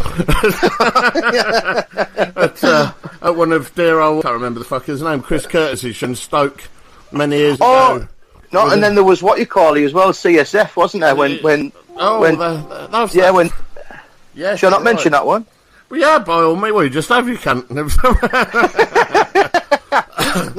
was the one where I met Tarn for the first. That was when Tarn I'd literally just started going out then, and I remember you and I can't remember. I think it was you and Sabotage, wasn't it? Both. Oh yeah, both Sabotage. Sort of kept an eye on and everything because obviously we just got together and whatnot. But yeah, that wasn't a bad show. But before that, I know. We'd done Chris Curtis's show, but who got you into the job? First time I ever got involved. I always watched wrestling when I was a kid. I always. Was it the propers, the proper World of Sport stuff that you got into? Proper World of Sport stuff. Because all I ever these days is, I fucking saw a VHS of the Royal Rumble '92, and it was me. It was me dad. My dad used to take us to wrestling shows. So I used to I used to see like Mike Flash Jordan, Iron Fist Clive Myers, Marty Jones. The list goes on. I saw Liger when he was Fuji Yamada. Fucking Mike Flash Jordan's one you don't hear of much, but bloody hell, I remember. He was. He was a fucking great hand. So I always watched it, and then obviously when Sky got introduced to the UK, I watched some of that and stuff, and then I wouldn't say I fell in love with it. I just as you do, you just grew up a little bit, didn't you? And then I just stopped watching it. I was too busy drinking and playing football and stuff like that, What sort of build were you as a kid? Because for me, I was a right scrawny little twat until I got into the job. But you're obviously a big fella now. Were you big as a kid? No, not particularly. Like I said, I was a goalkeeper. I was at Sunderland Boys from under 9s right up to under 16s. Of course, you must have been busy. Oh yeah, trust me. Hey, I tell you what, we're not very good at producing centre forwards, but we're great at producing goalkeepers. Not that much. There was very few games where I didn't get man of the match. and I still let 10 goals in. Fucking hell. No, but I played at a pretty high level. I was playing like senior league football, like under 15s. You know what I mean? Yeah. So, and then I had a YTS at Middlesbrough. Played football there for a year, but just didn't make the grade. I wasn't good enough. Like you hear about all these players who turn around and says, I wasn't like a naturally gifted player. I was just someone who worked that hard at my game. Oh, fuck off. Turn it in. Have a day off. Look, I know like the people who work hard at the game get to the level what I did, and then they don't go any further. Even like the people who say that they weren't naturally gifted, they were fucking banging in fucking 60 goals a season in their local league, and then so they're playing centre forward, they play professionally, and they're playing fucking right back. So don't turn around and tell me you're not fucking naturally gifted, you damn cunt.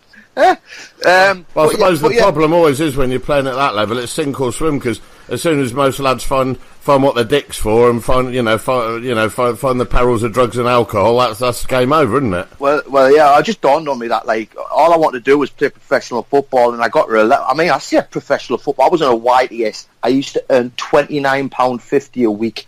I used to make still more. Semi-pro, isn't it? It's still fucking good level of football. But I used to make more from fiddling me fucking travelling expenses than what I did from ever playing fucking football. Twas ever thus.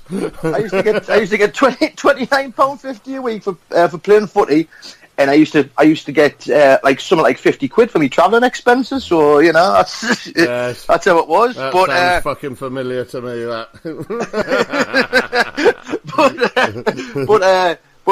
but then when I found out I wasn't going to make it anyway, I just got disenchanted with football, and I started picking up weights, and I did a couple of bodybuilding competitions early on and stuff. Did the NAB of North Britain in '93, but again, I didn't know what the fuck I was doing, to be honest with you, And ultimately, I was standing there and I was thinking to myself, there's got to be more to life than fucking wearing fake tan and skimpy knickers for a fucking trophy I could have bought at fucking a shop. You know what I mean? For fucking 15 quid. So what a wonderful transition then to go into pro wrestling. Oh yeah. So you know, you're standing there and you're like, fucking hell, I've just spent fucking 2 grand on fucking, let's face it, fucking gear, on steroids, fucking nutrition, supplements, for that fucking poxy fucking trophy there. I must have a head full of fucking broken biscuits. and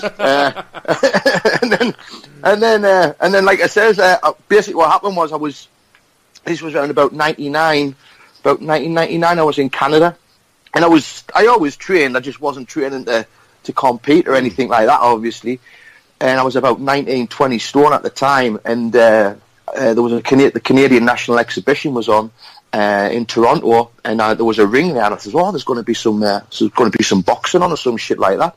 So anyway, these fucking skinny mask guys come out, and I was like, "What the fuck's going on?" I said, "What have you put in my beer, you? What the fuck's going on here?" Fucking, I said, "Look at the size of that fuck." I said, I saw more meat on the end of a butcher's pencil, for fuck's sake.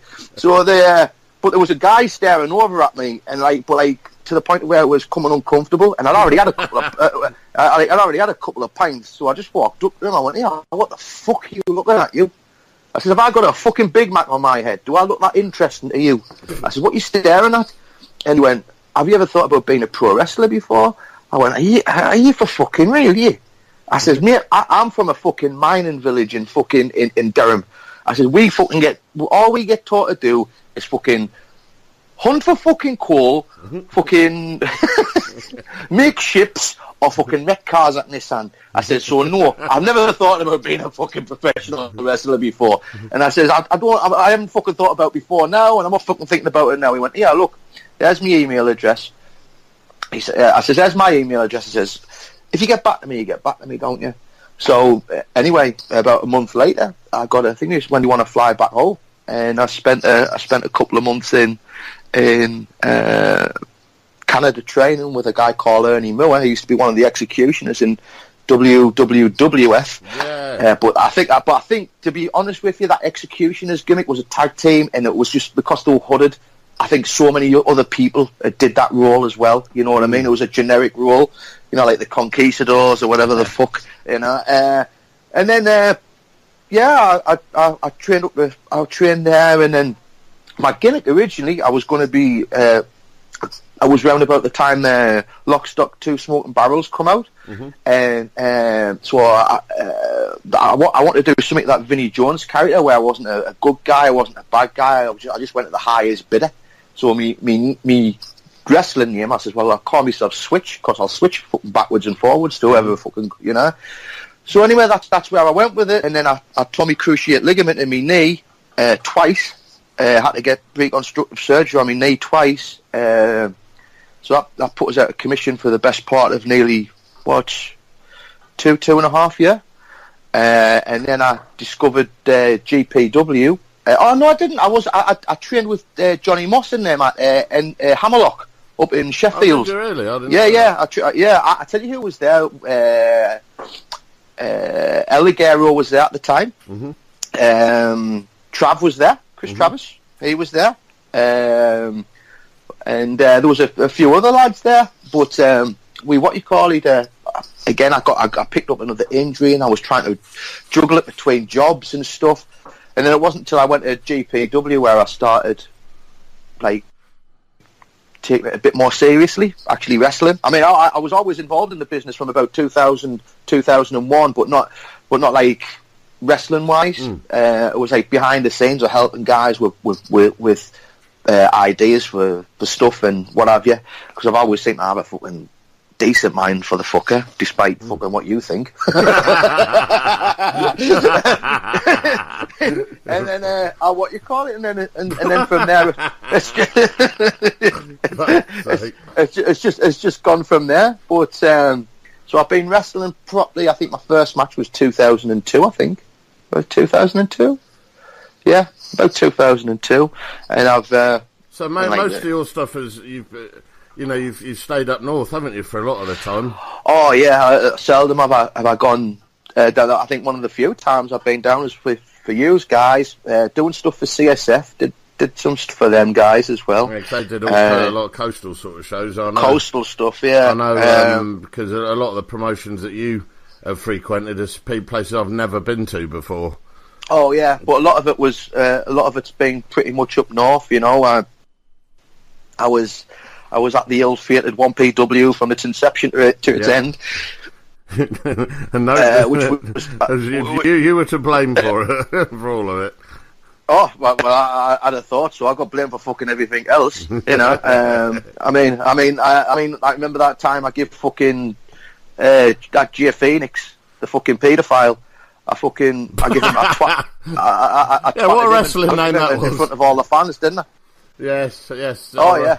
That was a surprise, wasn't it, to find all that out? But yeah, you're a good man for doing that. Yeah, but I mean, I didn't even know that at the time. I just thought he was a prick. Lucky guess. Yeah, shot in the dark, but it could have turned out all right. But I always remember that, you know. I mean, I know I'm going a bit further forward with that day. Sabotage was supposed to turn up for this show, and he fucking pulled a no-show. So I was pissed off anyway.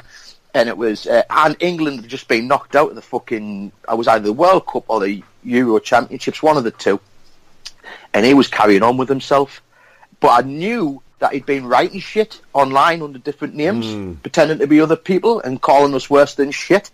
So he just finished his match, and as I was walking past him, he walked past me, and he shoulder barged me, and I went, "Well, do you want to make something of that, big lad?" And he went, Keith, I didn't do it. It wasn't me. Well, I hadn't even said anything, so it was an admission of guilt before I even fucking said anything. So I hit him with a fucking left, and I hit him. His head was next to the wall, so I've hit him. His head's hit the wall, and then we both fucking fell over this table. Well, Steve Carino was booking at the time, right? And Carino was like, all these fans are trying to get the autograph because it was like next to the merch tables and that. Fucking Steve Carino's going, he's signing autographs and going, hold on. I didn't book this shit. And I fucking went hell for leather with him. I fucking fish. He was supposed to be a decent wrestler or something, like an amateur wrestler. I fucked that shit up. He had a good. I remember he had a decent look, but it all stopped when the bell rang, didn't it? Yeah. Well, what you call it? You just start a flat. He basically turned around and says he could do this Greco-Roman, amateur Roman, like all that shit. I just fucking got on his back and just fish up the cunt and stuck the other finger in his eye. Oh, you know, God, I'm pleased to hear it. And then, but then I got made out to be the bad guy, and I got suspended for 3 shows. well, I remember. I don't remember much, but I remember doing one match with him, and he'd have had to improve 10 times to have just been shit. So I was quite pleased to not come across. I think I can't remember. It was Chris Curtis booked it, but I remember thinking, you know, he had that sort of Adam Bomb Undertaker look, and I thought he looked pretty hopeful. And then it was like, you know, the bell rang, and it was Christ. Yeah, you know what I mean? just went tits. But so then, of course, was it PCW? You did quite a lot of stuff with them.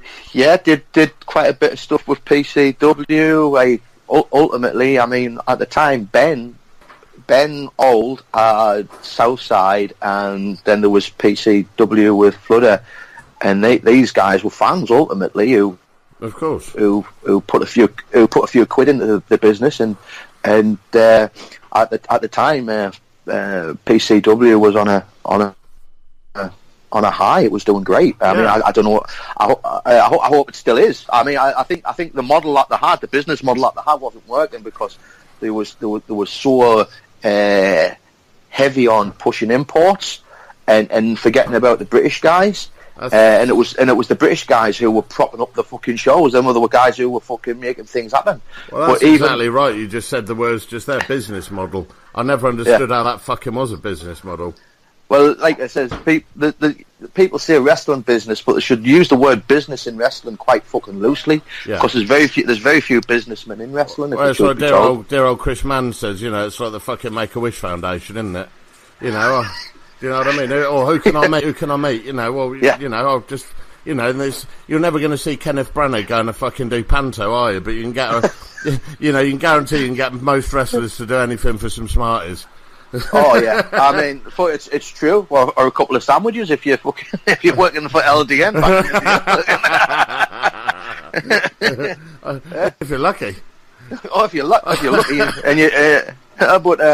But yeah, But tell us about your relationship with. I never met him, but I heard a lot of good stuff about him. That he obviously was taken from this very young and was very popular Travis. Oh, Trav was a fucking legend. You know, he was one of the few people outside of wrestling who I would genuinely keep in contact with. You know, just to see how he was doing and see how things were. When he passed. Yeah, I was.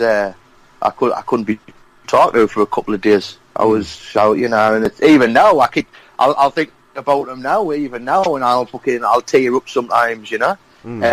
But he was a good kid. I've got no doubt in my mind that if he'd still been around today and that cancer hadn't got him, he would have been in that UK tournament now. That UK. Very sad, man. I always thought he had a great look and he had a sharp physique. Do you know what I mean? He reminded me a bit of Kip Sabian. Great look, great. Like it says, great fire as well. Yeah. Like he could tell a story in the ring. He wasn't one of these guys who, you know, in the infancy, as I suppose quite a lot of wrestlers are, because I know I was the same. I thought it was all about fucking offense. Like fucking, I've got to get my shit in. I've got to do this. I've got to do that. And then the penny drops, and then it dawns on you that that's not how the fucking game works. It's about fucking making the other guys look good. You know, if you can make the other guys look good, that's half the battle won. And he was one of those guys who you could put him in the ring with absolutely anybody, and he would make them look like $1 million. He was. It's like I said, I'm still gutted that he's gone, but like I says, I don't think he'll ever be forgotten. Well, I'm sad I never got to meet him, but like I said, I remember speaking with you at length up in Norwich, and I know it hit you hard, so I know you guys were really close to that, so I just wanted to give a shout out to the lad, do you know what I mean? I tell you who else was tight with him as well, believe it or not, Scott Hall was... really? Yeah, he used to keep in contact with him all the time. At one point, I was going to bring...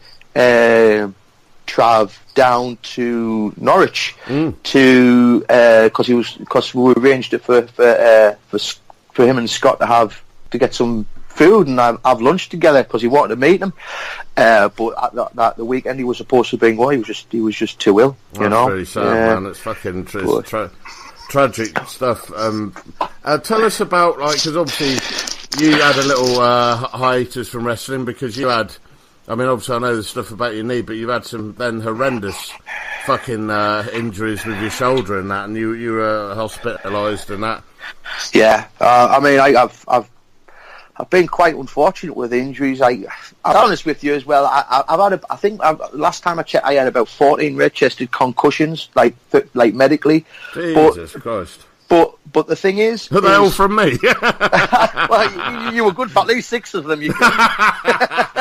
I'll give the other 2 to Junk, and I'll give 1 to Earwolf for making me watch him wrestle. For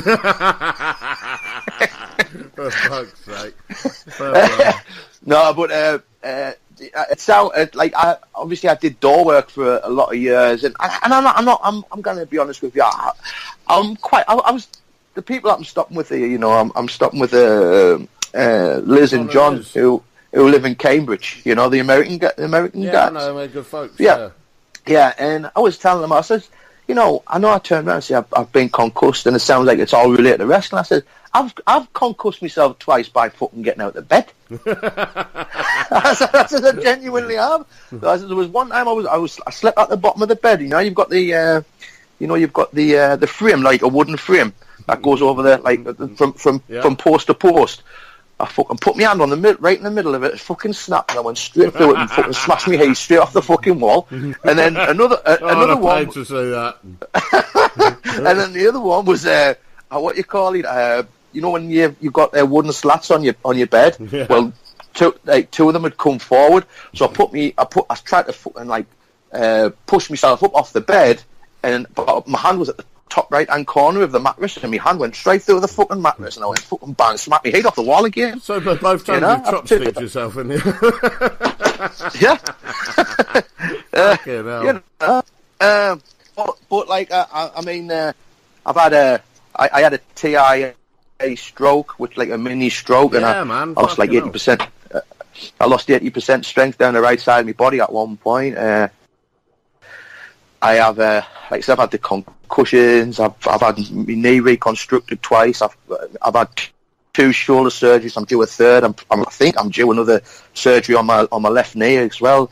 Like I said, it's just caught up with us ultimately. It's not like, I don't think it's all from wrestling. I don't think wrestling's probably helped. But well, I was going to say playing the football as well. You've got to think if you've been doing anything like that to any degree, to any level, week in, week out, it's all going to catch up with you. Like, especially when you're playing in goal, and like it says, the fields up in the northeast, they're not the most populous fields. So No, you're I can imagine. you know, when it's like the sort of like you're bouncing, and back then as well, you had AstroTurf. I was like Neville Southall. I just used to put Vaseline on my fucking knees and just go, "That'll do me. Thank you very much." And then you had other goalkeepers dressed like fucking NFL players. You know what I mean? Great keeper he was. I used to love Neville Southall. Oh, legend! I was fortunate enough to train with him. I trained with him once. He was one of my favourite keepers, man, because even for such a big lad, he used to make some outrageously spectacular saves. Oh, he always looked like he was there leaning on a post having a fag when the ball's at the other end. Well, he used to be my hero when Sunderland would play at Everton, which, to be honest with you, back in the day wasn't very often because I was in the fucking 2nd or 3rd division. But when we did play him, I used to go to Roker Park and I'd get there for like 11:30, and he would already be there with Colin Harvey, who used to be the Everton manager years ago. Yeah, I remember. And he would be there just blasting balls at him. And them two used to get to the stadiums and the grounds before the footballers did. They would just meet. They would just get up there, and he would be there. That's why he was called Scruffy Southall for, because he was always fucking minging, because he'd been diving around like a fucking lunatic for 2 hours before the game started. Yeah, he was great, man. He was hardcore. I used to love old Neville, but. So after you'd had that combination of like horrible injuries that put most people out, you then had a nice call from the WAW, and it's given you sort of a bit of a new lease of life again, hasn't it? Well, to be honest with you, there was a falling. I think it's already been well established, and I had a falling out with Fludder at the time with PCW, and ultimately I felt like I got blackballed from everywhere. You know what I mean? And there was 3 people who reached out to me. You were one of them. You and Tom were one of them. Harvey Gill from Hope reached out to me. Oh, Harvey's a good guy. And who else was? And obviously, Roy and Zach and Ricky and Julia. So that, like I said, it gave me a new lease of life. Like, you know what I mean? Because I mean, at the point when I had the falling out with Flood, I was going through a separation with me wife at the time. I wasn't in a good place, you know. So like I said, that gave me something to latch onto, and I mean I've been at WAW for some time now, and it's like I always loved working there. You know what I mean? It's got to be like 3 or 4 years now, isn't it?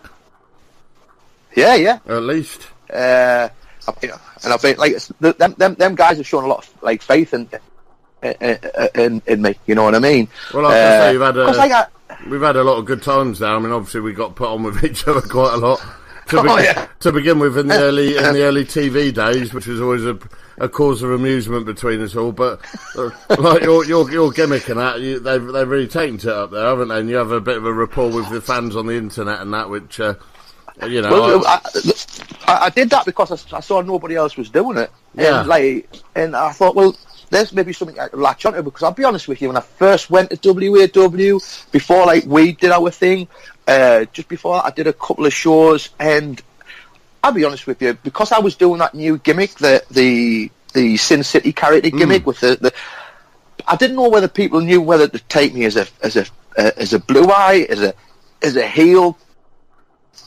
So I was kind of floundering a little bit, and then it was Ricky who turned around and went, "Keith, turn your heel." Yeah. Oh, well, I haven't done that very often. I says, but yeah, fuck it, why not? I said, let's do it.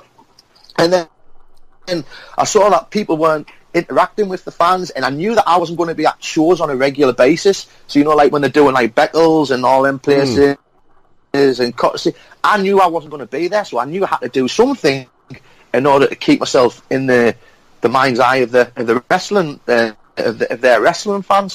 So that's when I started, interacting with them and just trying to become as nasty as a heel as possible. That's a smart way to do it. And I think a lot of people, a lot of wrestlers don't do that, and in the sort of kayfabe way that you've been doing, and I think it's worked. I mean, like even till recently, I wouldn't sign autographs.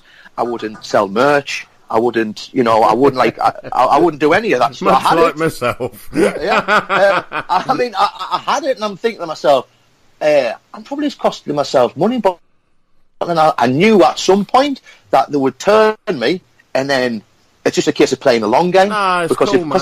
It's integrity to your character. Do you know what I mean? And there's not a lot of not enough lads doing the job these days that understand the importance of that.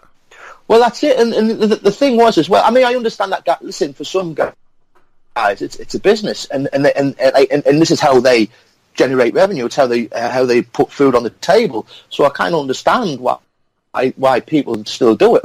Like he'll sell merch, and because of that, there's the lines of kayfabe have pretty much disappeared. But like I said, I just thought, nah. And I had people messaging me saying, I'll give you 20 quid for a signed picture. Well, I'm like, and I still went, nah, I'm not doing it. Like, you know what I mean? No, like, piss off. But I know, like I said, if I played the long game, I'll get them when I'm working as a blue eye, and I'm working as a blue eye now, and it's all come. I've always said you were the Kendo Nagasaki of your generation. And not just because of your love of small boys.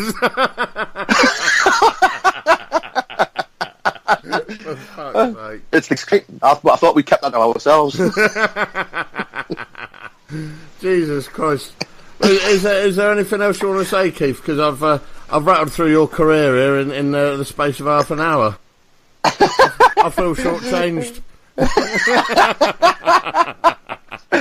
No.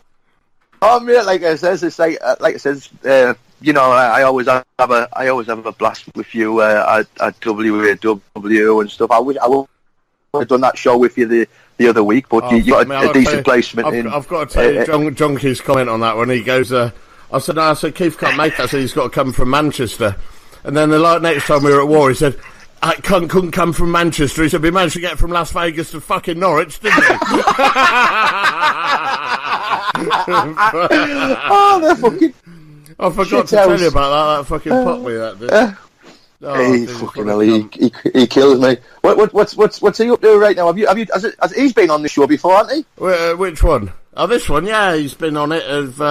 He's been on it once. We had who's my second guest, and he was so morose and that because he'd been on the door the night before and been punching heads in. He was so morose and fed up. So we're gonna have to have part two. Well, he was so delightful at the last show. I found. Oh Christ, we won't go there. Don't go there. Holy shit! Did you miss all of that? Were you there to see the majesty of all that shit with that producer? Oh girl?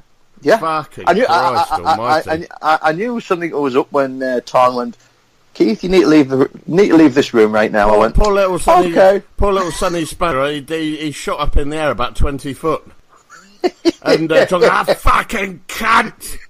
I said to Tom, just let him go. Because, Medusa and Scott were recording a thing, and she said, oh, hurry the fuck up. And I just said to her, fuck off, love. And let that be done with it, but not John. John actually wanted to glass her in the throat. Oh, yeah, he was such a picture. I just thought it was like, all those reminded wonderful me... times. It was like, I was having all these wonderful, like a little sepia montage in my head of all the wonderful times we've had at war, thinking, that's all done now, we're finished. We're going home under a cloud.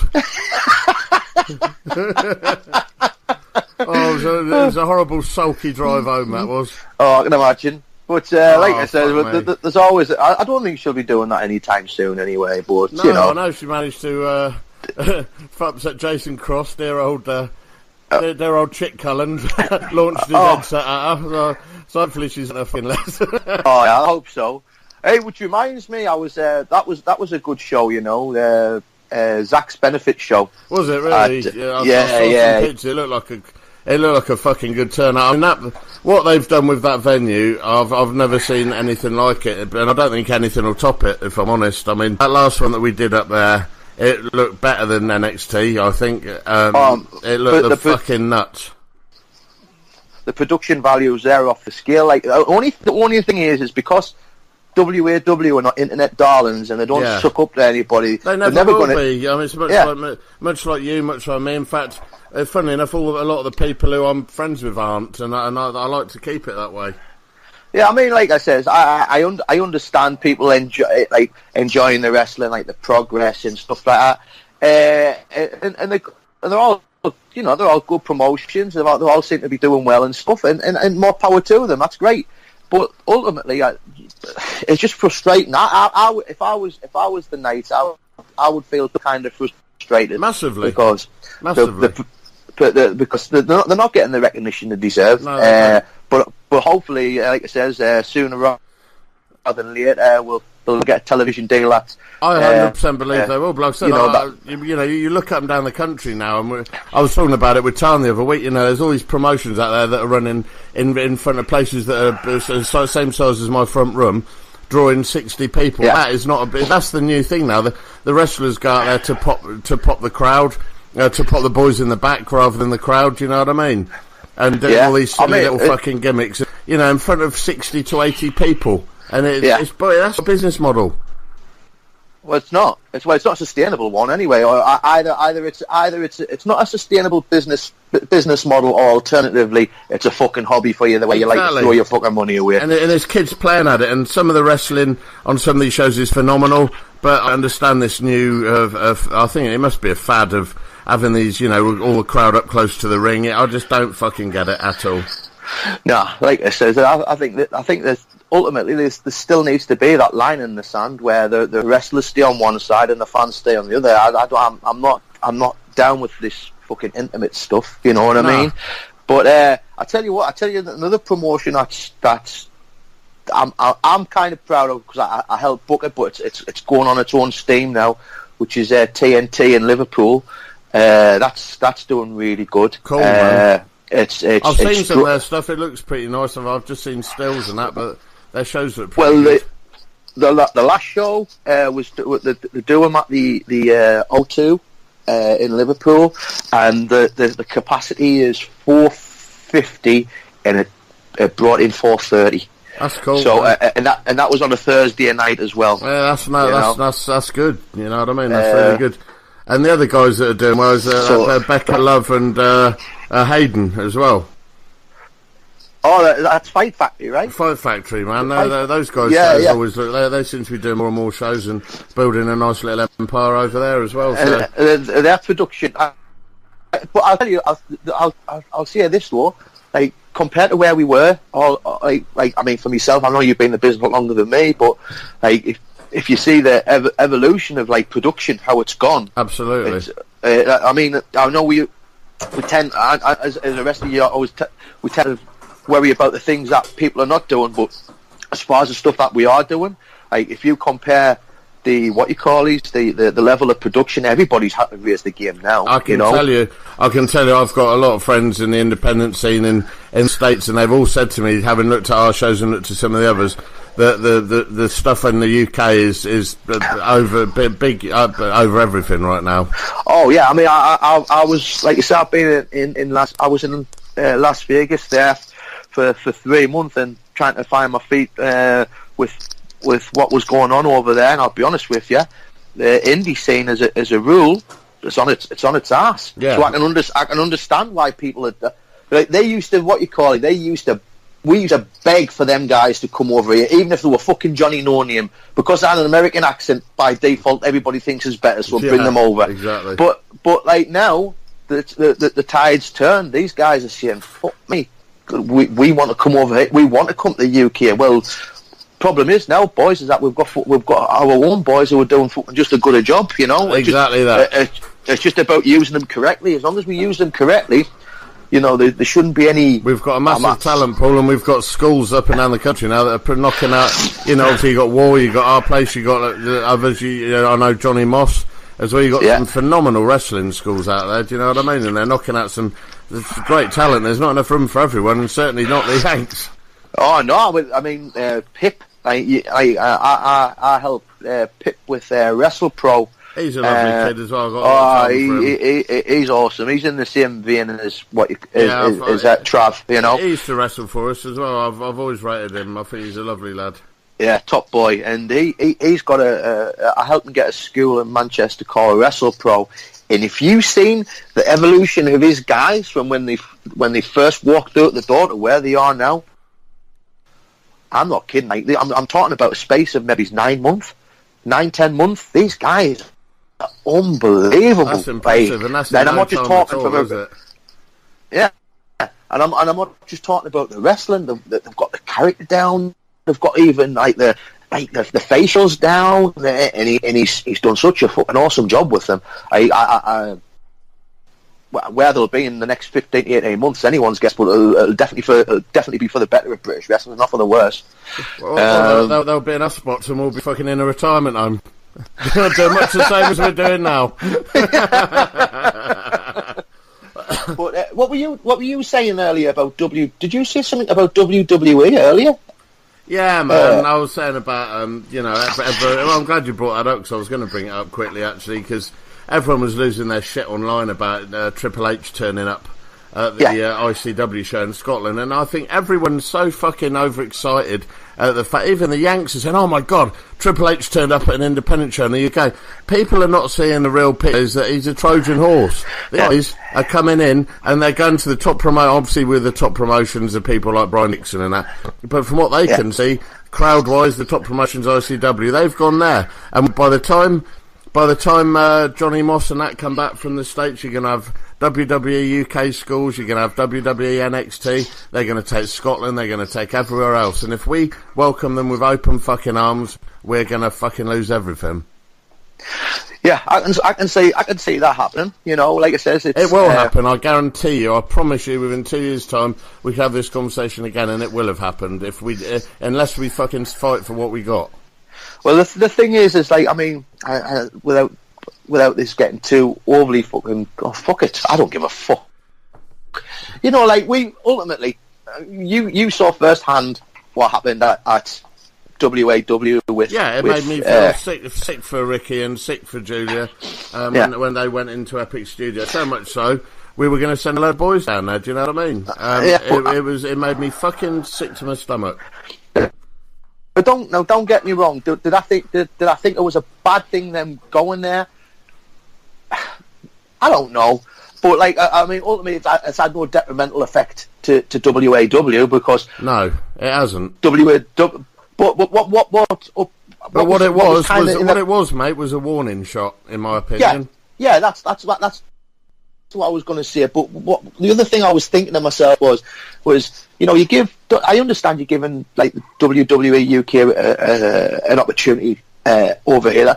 That's great, you know what I mean? Because they've got a lot of good guys there, like Joseph Connors and T-Bone, guys like that, like Wolfgang, who deserve that spot and deserve that opportunity. But I was kind of thinking to myself, you know, nobody. The reason why I think Norwich WAW struggles a little bit is because of its location, maybe. Yeah, so yeah, I agree, 100%. Because it's not the easiest place to get to. There's no major motorways that go to it. But I was thinking to myself, well, they sold the place out, and people travelled fucking far and wide all over the country to go to that show. Right. Well, why not give WAW a shot? That was the thing I was thinking. That's what fucking annoys the shit out of me. You can't.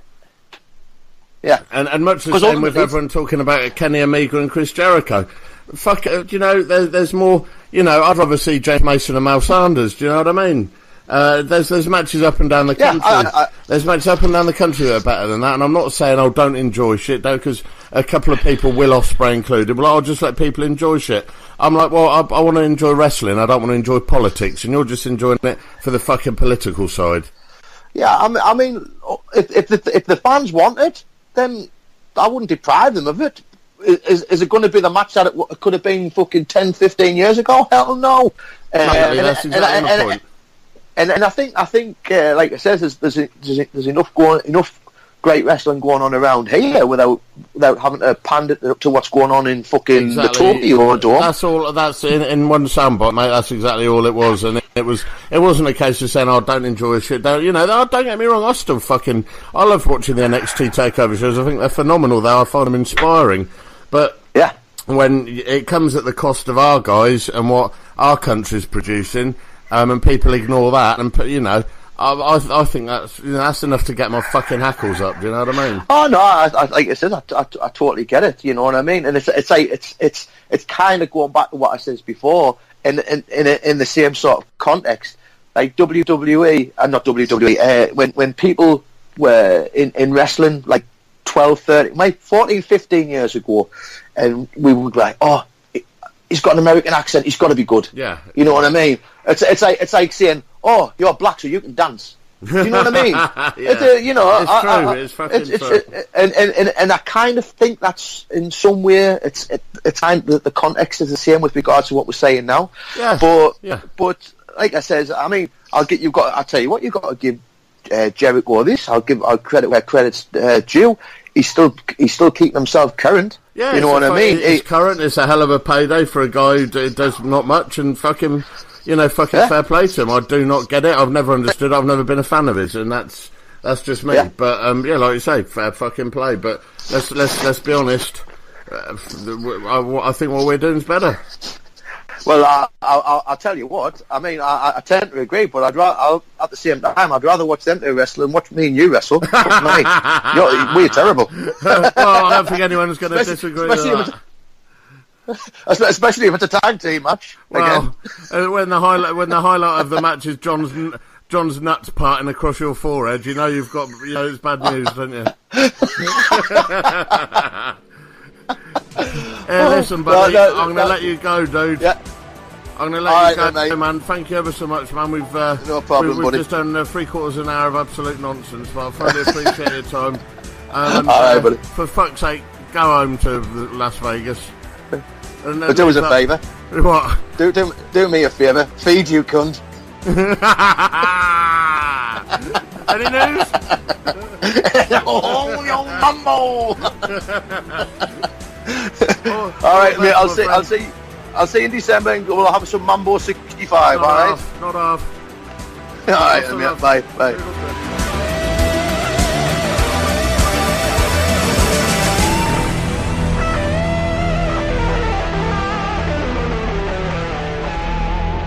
From the man whose wife has a broken badger, thanks to Doug Williams, this is Stiff Right Hand. Right, so there we have it. That was my interview with my dear old mate Keith Colwill. God bless him and all who's hailing him.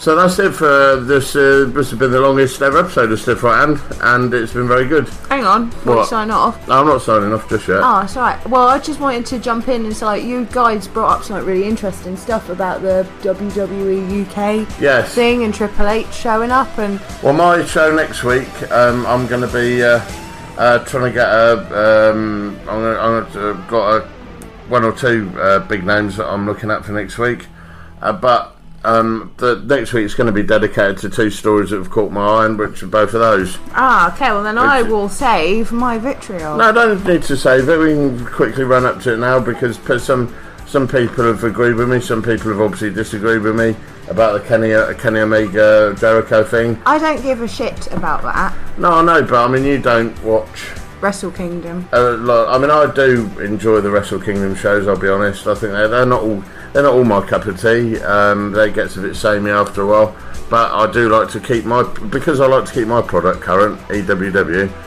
Therefore, I don't enjoy watching all wrestling products. I love watching all the old school stuff, but I do try and keep as current as I can and watch as much new stuff as I can, even that fucking grinds my gears and fucking grips my shit a lot of the time.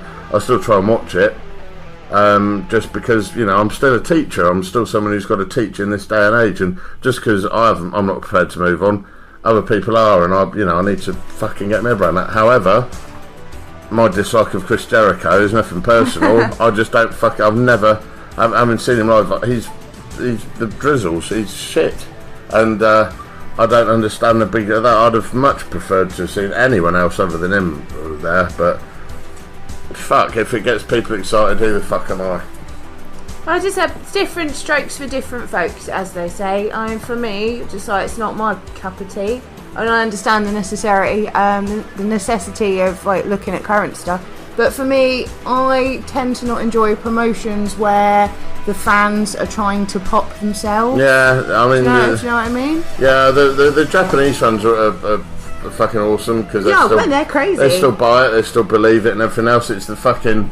It's the fucking American and English smarks who fucking spoil it for everybody by fucking jabbering on about it and then talking of just because you bought a ticket or ordered a pay-per-view, it doesn't mean you don't fucking know everything there is about the job, guys. Just the same as I fucking don't. We're all still learning and everything. But there's something incredibly fucking pious about some of those fans, and I don't care. I don't care if they fucking like me or listen to this or whatever the fuck. But that's my say so on it. We'll be talking about it in depth next week, and also Triple H turning up at ICW, which again everyone's lost their fucking shit over. Great for the boys, great for the promoter, awesome for the fucking fans who've bought a presumably, I hope, cheap ticket to see wrestling in that neck of the woods. But fucking sweet. But look at the big picture. You guys are in trouble because they're coming for you first. That's my prediction. I honestly believe in 2 years' time we'll look back on this and say, well, fucking Stu said so. So there you go. Anything from you before we wrap up? Yeah, I mean, it's just going to... I think the Trojan horse analogy is correct, and I think that it's going to be easier when people don't fucking realise, like, the golden age that we're sat in and how valuable and how brilliant our product is and how fucking great the British product is. Like, on whole, it's fucking fantastic, isn't it? But there's always going to be those people that think WWE is, like, the best that you can get, and it's like, unfortunately, it's the X Factor generation of wrestlers. People are going to put their fingers in their ears and go, well, I'm not listening, blah, blah, blah, but this golden age of British wrestling is going to be even, it's not going to last forever, it's going to be even fucking shorter unless you stupid fucking short-sighted fans and wrestlers and promoters don't fucking wake up and start seeing what these guys are doing, because they fired a warning shot with WAW by going into Epic Studios. They've now done it with ICW, who they perceive to be the biggest, even though they're not. And there's fucking big fucking black clouds coming, guys. Wake the fuck up, you bunch of absolute cunting children. You're not businessmen, you're fucking kids playing at it. I don't give a fuck how many people you draw. You're going to be shown very, very quickly who the real deal is, and this golden age is going to be dead in the fucking water. So grow up and wake up. That's that. Okay, over and out. Toodle pip.